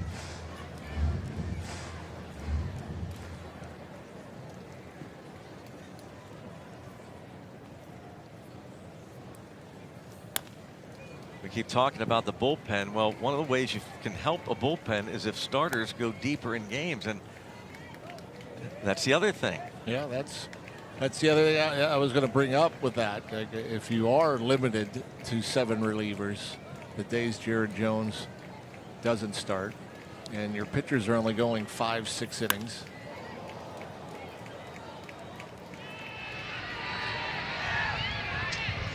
O'Hearn battling that sky. Saturday, June 27th, Pirates host the Reds at PNC Park at 4:05, and the first 20,000 fans will get a Pirates soccer jersey presented by AHN. Get your tickets at pirates.com. 4:05, Saturday the 27th. Cool looking Pirates soccer jersey. Pirates and Reds. The upcoming homestand begins on Tuesday, a week from tomorrow, against Seattle. The Mariners will be in, and then the Reds.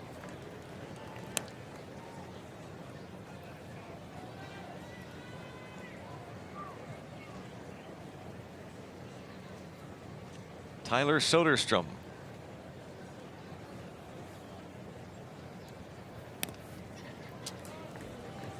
And just looking back at the last homestand, so Skeens against the Dodgers on Tuesday at PNC Park went 6. The next night, Jones against the Dodgers went only 4. Then Majinski followed. The next night, Mitch Keller went only 4. Braxton Ashcraft went just 5 last Friday. Bubba Chandler didn't get through the 6th inning on Saturday. And Paul Skeens went 6 innings yesterday. And now tonight, Jones goes just 4. There's Ashcraft next to Mitch Keller. Keller will pitch tomorrow night. Line foul.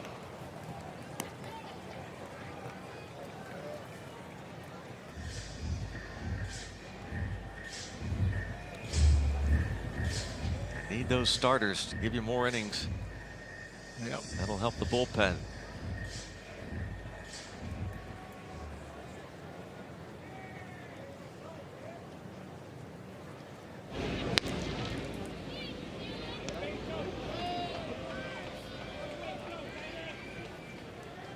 Haven't played with many leads either. I mean, that always helps. Yeah. The pitching staff.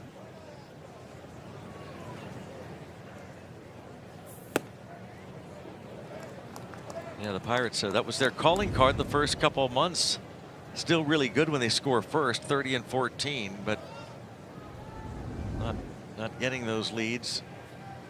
And when they are getting them, they're very slim. That goes back to the offense, missing now, starting to show it. Guys like, well, both Connor Griffin and O'Neal Cruz. 3-2.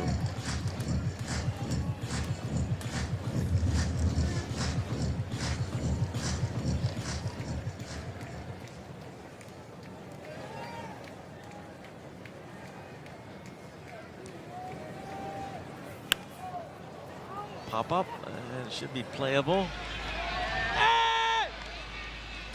Tyler Callahan. We go to the 7th, 6-1. Here's our Toyota driving force. And for the Athletics, J.T. Ginn. Another strong outing, 6 innings, 1 unearned run. Mixing his pitches, keeping the Pirates off balance. That unearned run came in the 4th inning.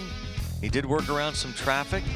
Pirates had base runners in 5 of the 6 innings against him.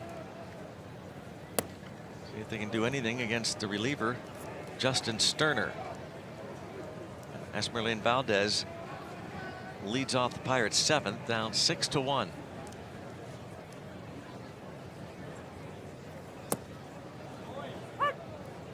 He has struck out and bounced into a double play. The numbers for Justin Sterner pretty solid.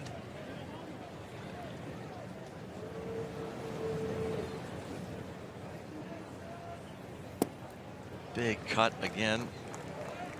Sterner picked up his first career save first week of this month. Yeah, one of those guys that doesn't throw very hard, but they have trouble with his fastball. 93, 94, but hit only 196. Lefties just 95 against a 93-mile-per-hour fastball. A guy they claimed off waivers from Tampa Bay in November of 2024.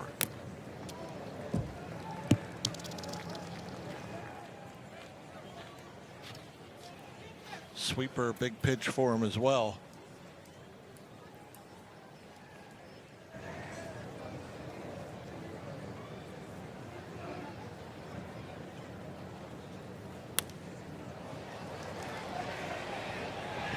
Ground and playable.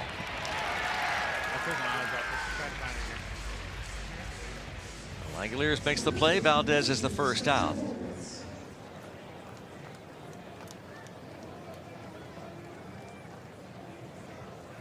He's 0 for 3. Top of the order once again, Horwitz.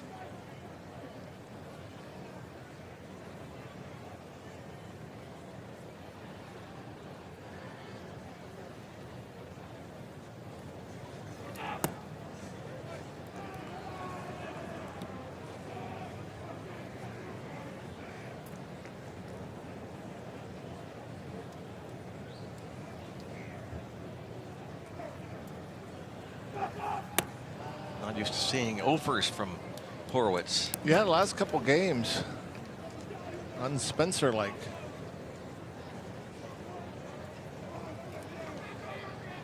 He was on base 3 of 5 plate appearances on Saturday against the Marlins.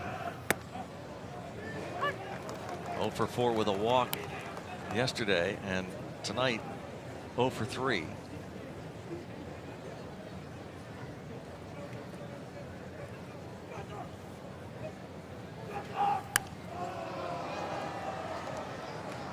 Played against the A's when he was playing for the Toronto Blue Jays for a couple of years before being traded over to the Pirates before last season.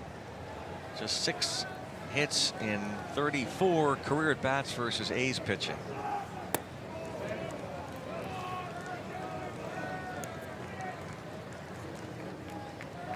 Interesting all-time series between these two clubs.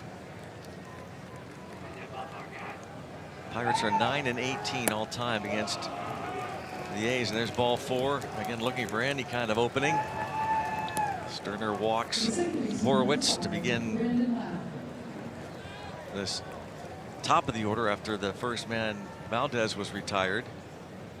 Yeah, I remember that last series we were in Oakland. Last time the Pirates played in Oakland. It wasn't a very good A's club. They swept the Bucks.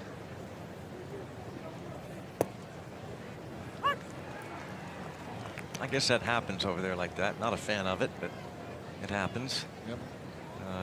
During a game, chatting with the enemy. But it happens. Not just in the bullpen, heck, on the bases.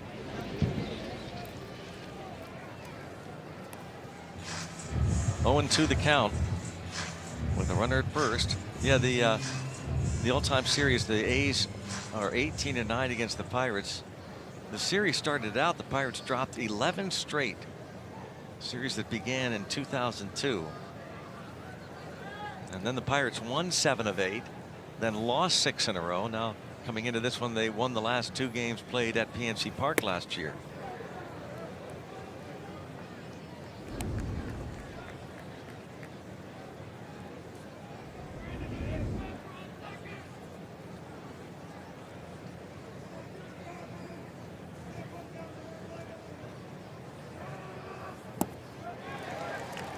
Wow, strikeout victim for a second time tonight.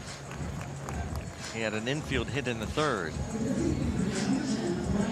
Brings up Reynolds. They call this a cutter. It looks more like a slider. You can see the downward break.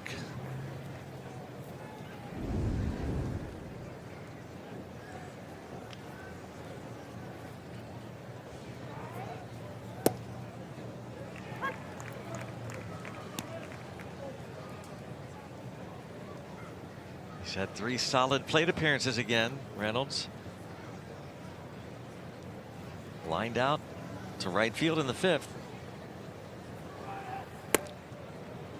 I can tell that 4-seamer is just one of those, kind of like an Isaac Matson fastball. Just kind of stays on the same plane. Just all of a sudden it's on you. It's on you. Don't pick it up real well.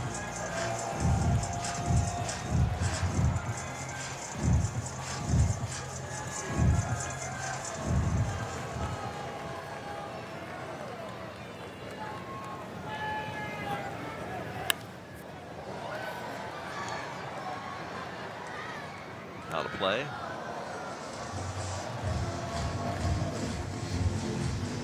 He scored 3 in the 2nd off of Jared Jones with 1 out, a double by Henry Bolte, and then Jeff McNeil snapped an 0 for 20 hitless drought, singled in Bolte before Nick Kurtz homered. Made it 3-0. Pirates scoring an unearned run in the 4th. A base hit by Jake Mangum brought in Nick Gonzalez, who had reached on an error. Carmen Majinski going to go out there for a 3rd inning, underscoring what we're talking about. Down on strikes. 7th inning stretch. It's 6-1 A's. Pirates Baseball on SNP is presented by your Western PA Chevy dealer, Chevrolet, the best-selling brand in Pittsburgh. And by Levin Furniture and Mattress, Pittsburgh's #1 furniture and mattress store. Ross Morgan is here, along with his wife Terry and many left field loonies. There's Ross and Terry. He's not giving up. One of the most positive humans you'll ever find. And he is he's as fun as it gets. Yep. He's so great. There's Ross and Terry. Enjoying a nice milkshake. Yeah. As usual. He loves those milkshakes. So he's got a buddy that owns a bar out here in Sacramento.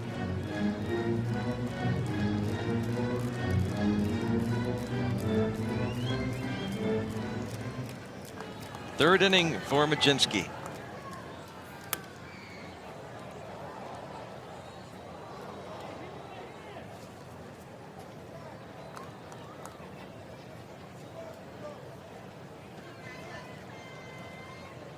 Jacob Wilson doubled in the 5th I think his dad's going to be here tomorrow. Hope to talk to the soon-to-be Pirates Hall of Famer Jack Wilson.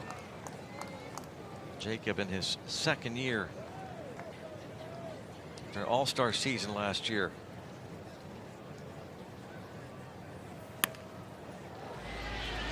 Cut off at third. Nice little play, Callahan.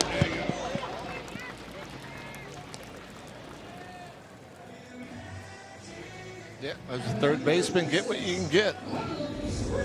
Easier throw for the third baseman here, as you got some momentum going towards first. A much longer, more difficult throw for Nick Gonzalez if it gets by Callahan.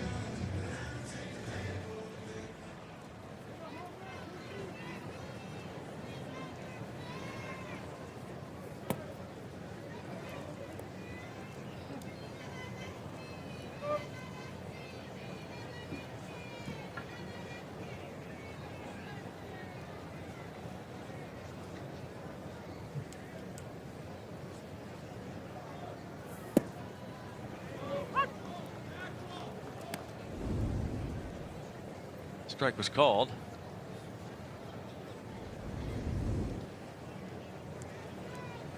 A couple of those that were below the zone. Cortez, that he decided not to challenge.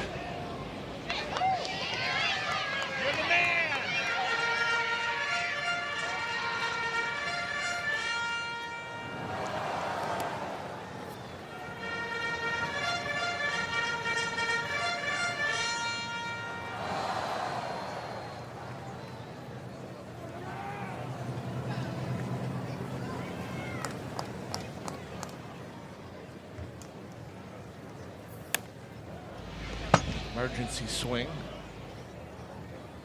Fighting it off.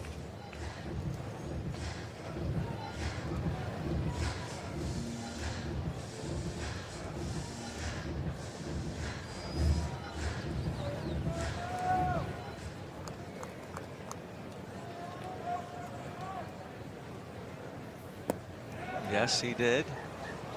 Pitch in the dirt. Second strikeout for Majinski.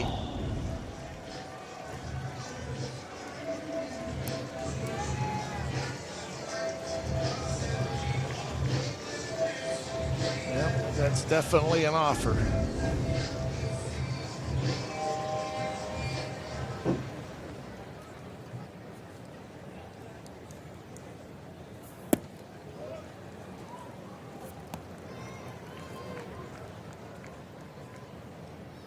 New pitcher. Looks like they're going to bring on Mason Barnett for the 8th.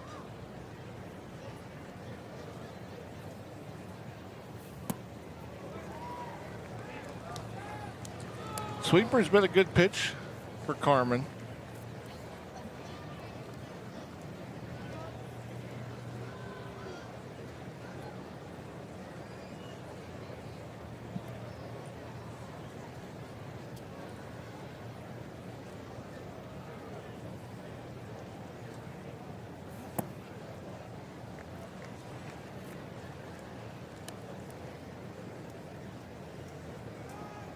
Majinski lobbied to become a starter before last season. Did that.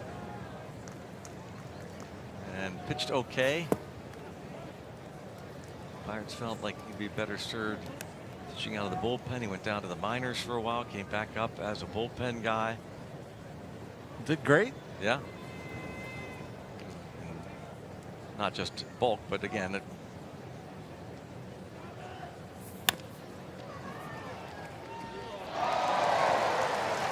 how they score that. Another situation, you talk about that infield. Going to go as an error on Lau.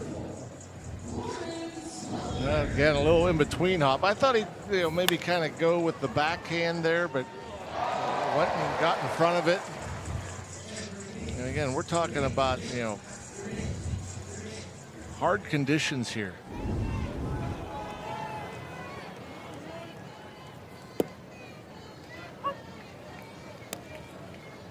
Couldn't get any different than Oakland or San Francisco here in Sacramento, which is just like an hour away. Yeah.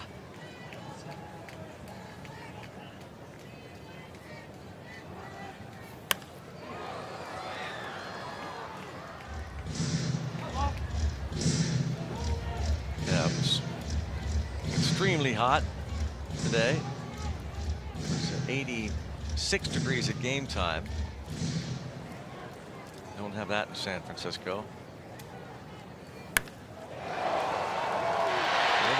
deep to left center field, off the wall, played perfectly by Mangum, but the run will score. It's a double for Butler as Geloff scores, and the Athletics increase their lead to 7-1.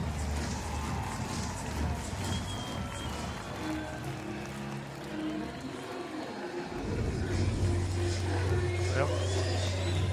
Fastball middle. The approach going the other way. Yeah, there's like a jet stream going out in that direction. This ball stays in the air forever. Top of the wall. Call on the field is a strike. The hitter is challenging.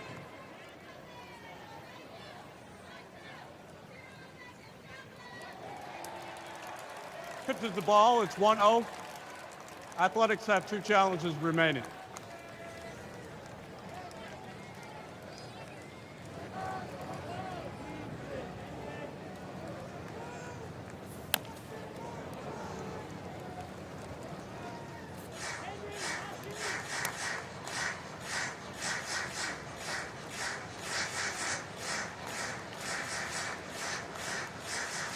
It is midnight on the East Coast.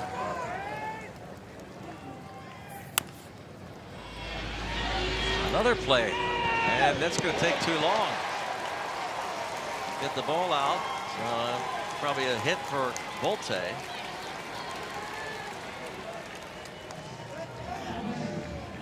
A base hit. And again, you know, you're staying back. Hitter's out in front, so he's got good speed. And there's a little bit of a double clutch. That may have been the difference. And couldn't quite get it out clean. Horowitz makes the pick, which leaves that runner there at third. Butler.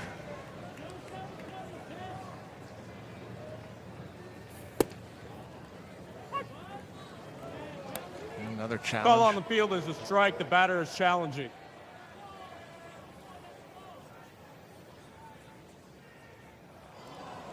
Call is confirmed. The Athletics have 1 challenge remaining. McNeil, who has homered. He's driven in 3. 2-run homer and a single. Won the batting title. The Mets back in 2022 hit .326 to lead the National League. One of just 2 Mets who've ever won a batting title. Jose Reyes won it in 2011. Neil now 34 years old. Runner goes from first and a base hit. McNeil has 3 hits. Driven in 4, and it's 8-1.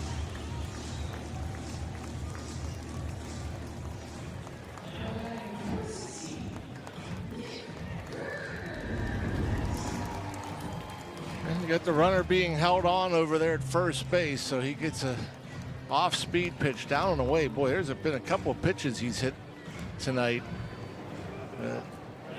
Hitters don't normally hit, but you see Horowitz near the bag. Just sneaks by him.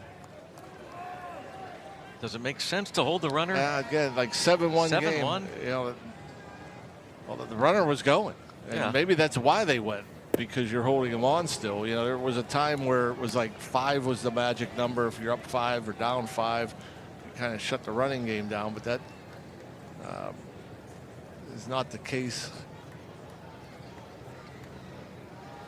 Bolte too, as he dove headfirst in the second. You'd think he'd hear the crack of the bat. Yeah. And didn't know where the ball was, so he just kind of stood on the bag and looked around.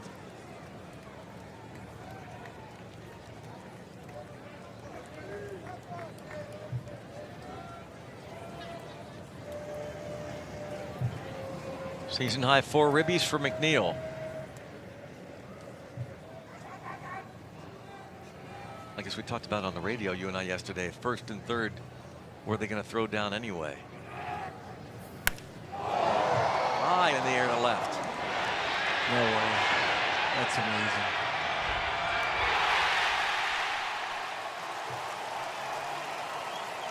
A 2-homer game for Nick Kurtz, and it's a blowout in West Sacramento. Big Amish. 18 home runs now on the year. Opposite field again. 11 1As. It's a pop-up. Anywhere. Maybe Wrigley. Does this ball get out of the park if the wind's blowing out at Wrigley? But that's just a fly ball.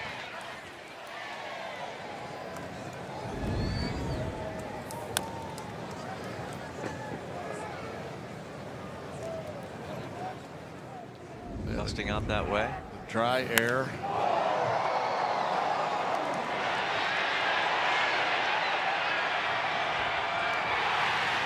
Three for 4, 5 RBIs. Getting him 57 RBIs on the season now. 5th career multi-homer game for Kurtz, who has a 4-homer game already on his resume. First rookie to have a 4-homer game last year, July. That might stay in. My goodness. It almost did. We were told before the game that especially first basemen, but defenders need to not give up on balls that look like they're going to head into the seats, because they will come back, and that would have been embarrassing. That landed just over the wall. Yeah, and Andy Rodriguez thought for sure that was deep into the seats. And this is a rough one as Kurtz flexes his muscles. Let's recap what's happened so far in the game in our dashboard report presented by your Western PA GMC dealers. All A's now 11-1. Jared Jones goes only 4. Gives up 5 runs on 8 hits, pair of homers. JT Ginn on the other side, 1 unearned run in 6 innings. Nick Kurtz, a 5 RBI game. Pirates scored their run unearned in the 4th inning. That's been it.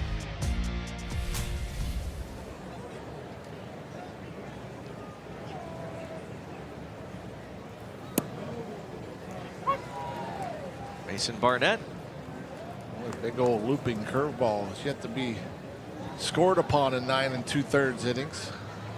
Big strikeout numbers, very low batting average against.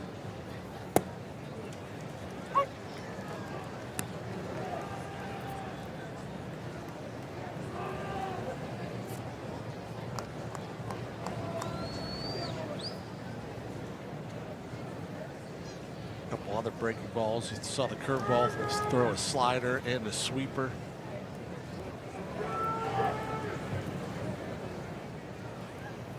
A fly ball to deep center field. And caught. Bolte. O'Hearn to deep center. Horwitz started the game with a similar ball. Yeah, I don't think it carries as much to center with that crosswind. You get that in the left center, it's on the clubhouse roof.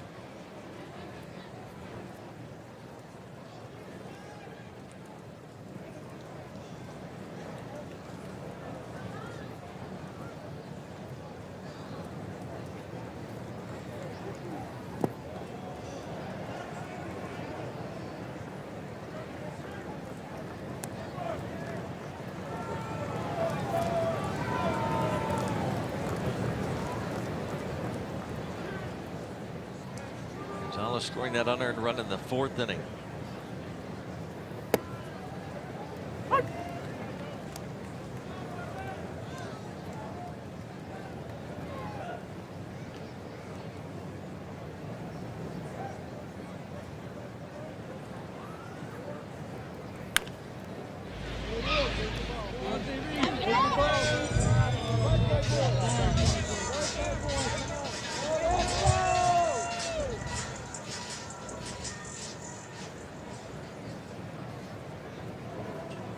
Pirates have been out hit 15-6. Trail 11-1. Strikeout of Nick Gonzalez. Pirates are going to, unless they have an incredible rally, going to drop 8 of their last 10 games. We'll look to even the series tomorrow night. Andy Rodriguez, a bright spot. A walk and 2 hits.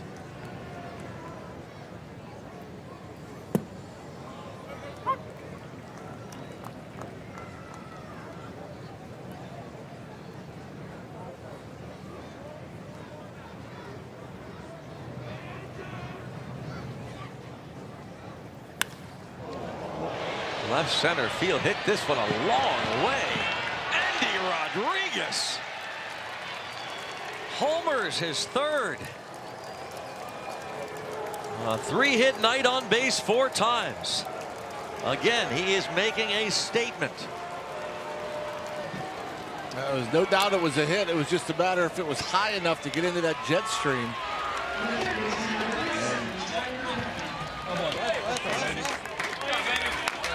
Left center. Impressive.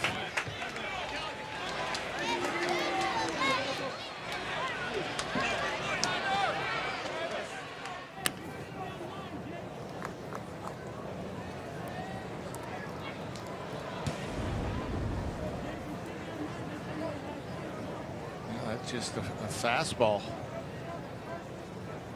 95 down the middle. What a good looking swing. By the way, maybe a small thing, but to me it's a big thing. That's smart. He didn't put the welder's helmet on there. He took it and grabbed it, but I mean, he's down. The team's down 11-2. Right.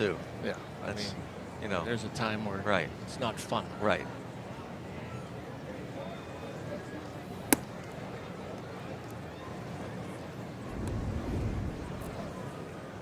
Read the room.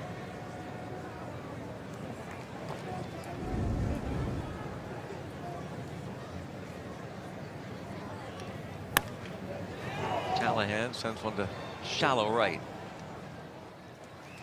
Andy Rodriguez indeed is the bright spot tonight for the Pirates offensively. 11-2 Athletics.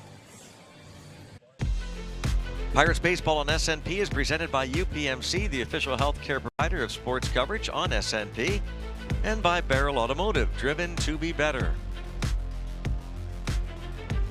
It is 11-2 A's here, moving quickly from Sacramento to West Sacramento. Valvoline numbers for Dennis. 482 ZRA.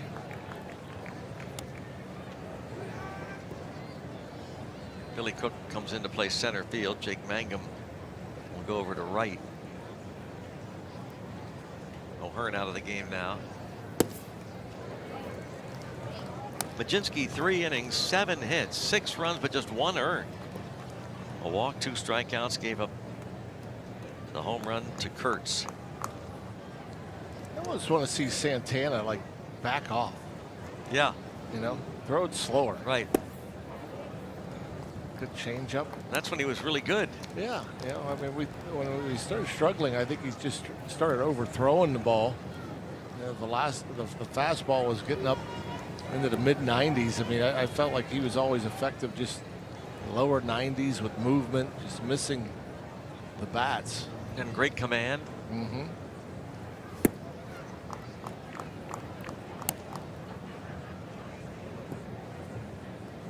He was never really a big strikeout guy, but get like 3 ground balls on 10 pitches.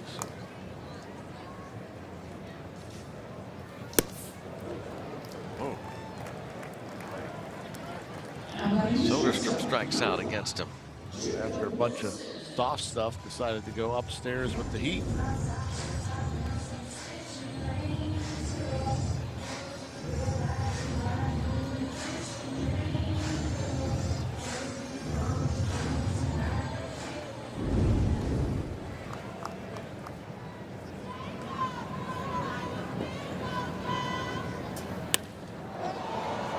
Ball to right, and Mangum Jacob Wilson is the second out.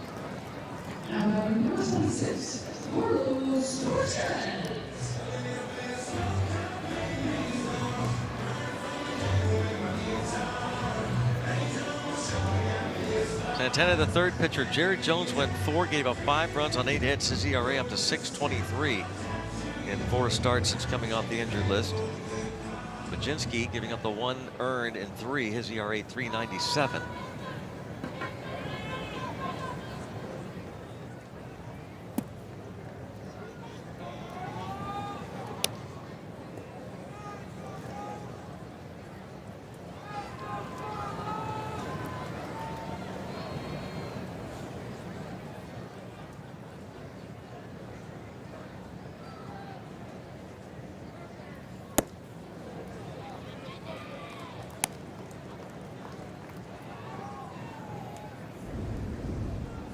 Look.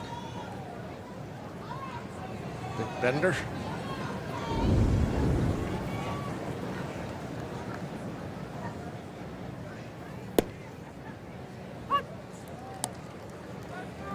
Cortez not part of the hit parade.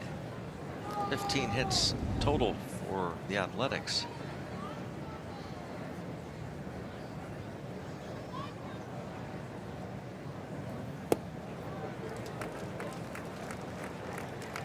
One, two, three, go to the 9th.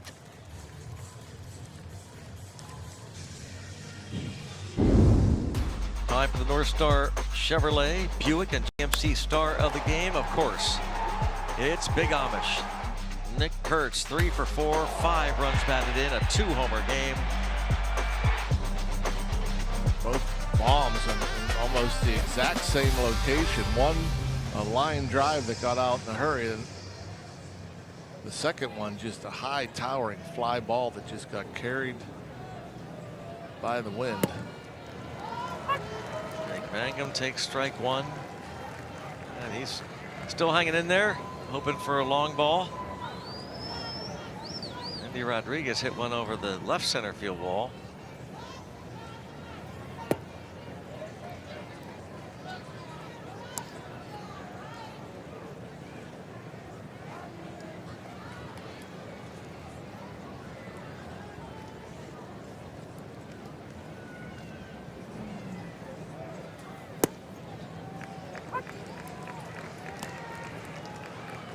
Mason Barnett pitching this 9th inning after JT Ginn went 6, 1 unearned.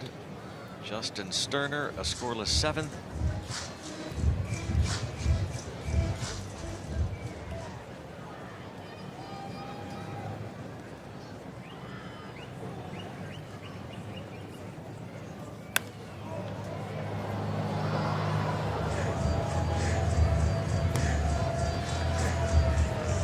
You get into these games that are one-sided, and you'll see some hitters go up there and try to hit homers, get real big, and you find you end up giving away at bats. So Jake Mangum, he has the same approach. Yeah, right there is a great example. It's going to be an out, but to your point, does not change his approach at all.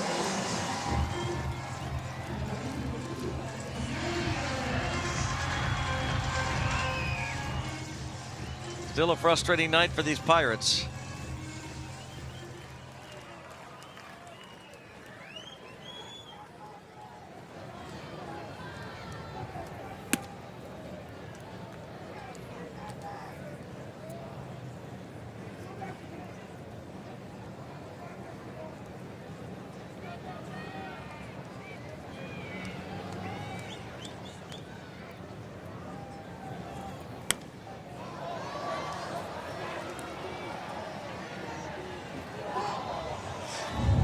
Esmeralyn Valdez hitting 9th and get into that key inning-ending double play in the 4th.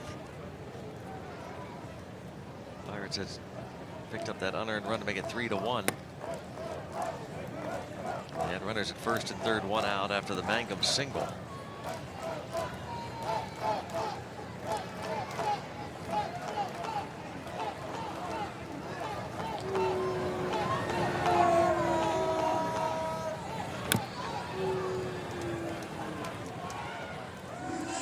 Again, tomorrow night, Mitch Keller, I should say later tonight on the East Coast. Night Owl Club. Thanks for hanging in there with us. The late, great Mike Lang, who hailed from Sacramento, talked about the Night Owl Club when he was doing the Penguin games. 3-2. This was Michael's home, Sacramento, California. Miss him. Passed away February of last year.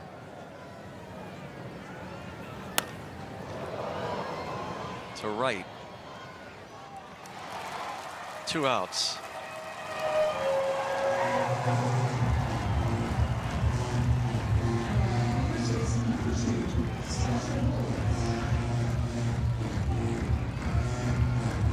Another guy that's not going to give away an at-bat right here. Nope.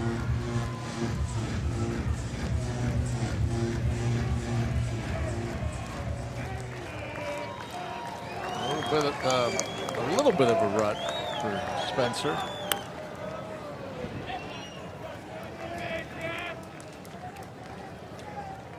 Go for his last 9 now.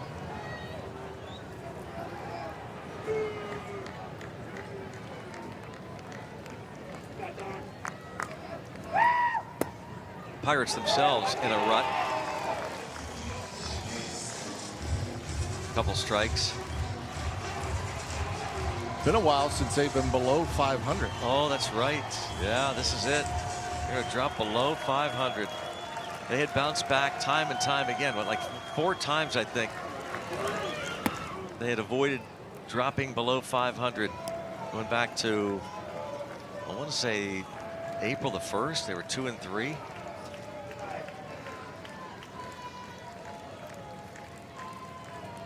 Each time they got to 500. There's a hit for Horwitz.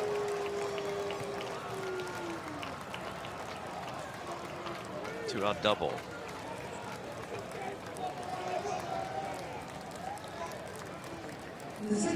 Such a good 2-strike hitter.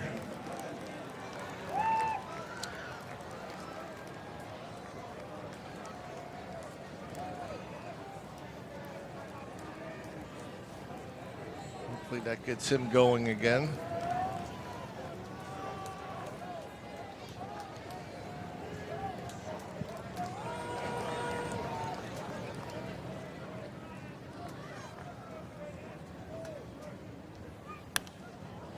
Brandon Lau, 1 for 4, had the infield single in the 3rd. Yeah, he just has 1 hit in his last 13.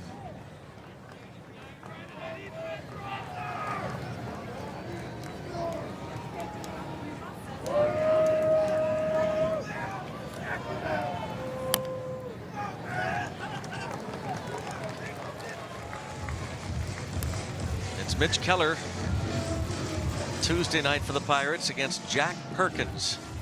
I really need Mitch to return to his form from earlier in the year. Yeah, well, you know, when you're in a rut like the Pirates are, trying to win some ball games, that's when you need the starter to just go out there. Hey, I mean, I think Clint Hurdle put it best. Put a foot down. Yeah. Just got to go out and just, regardless of what your team does offensively, just go out and shut them down.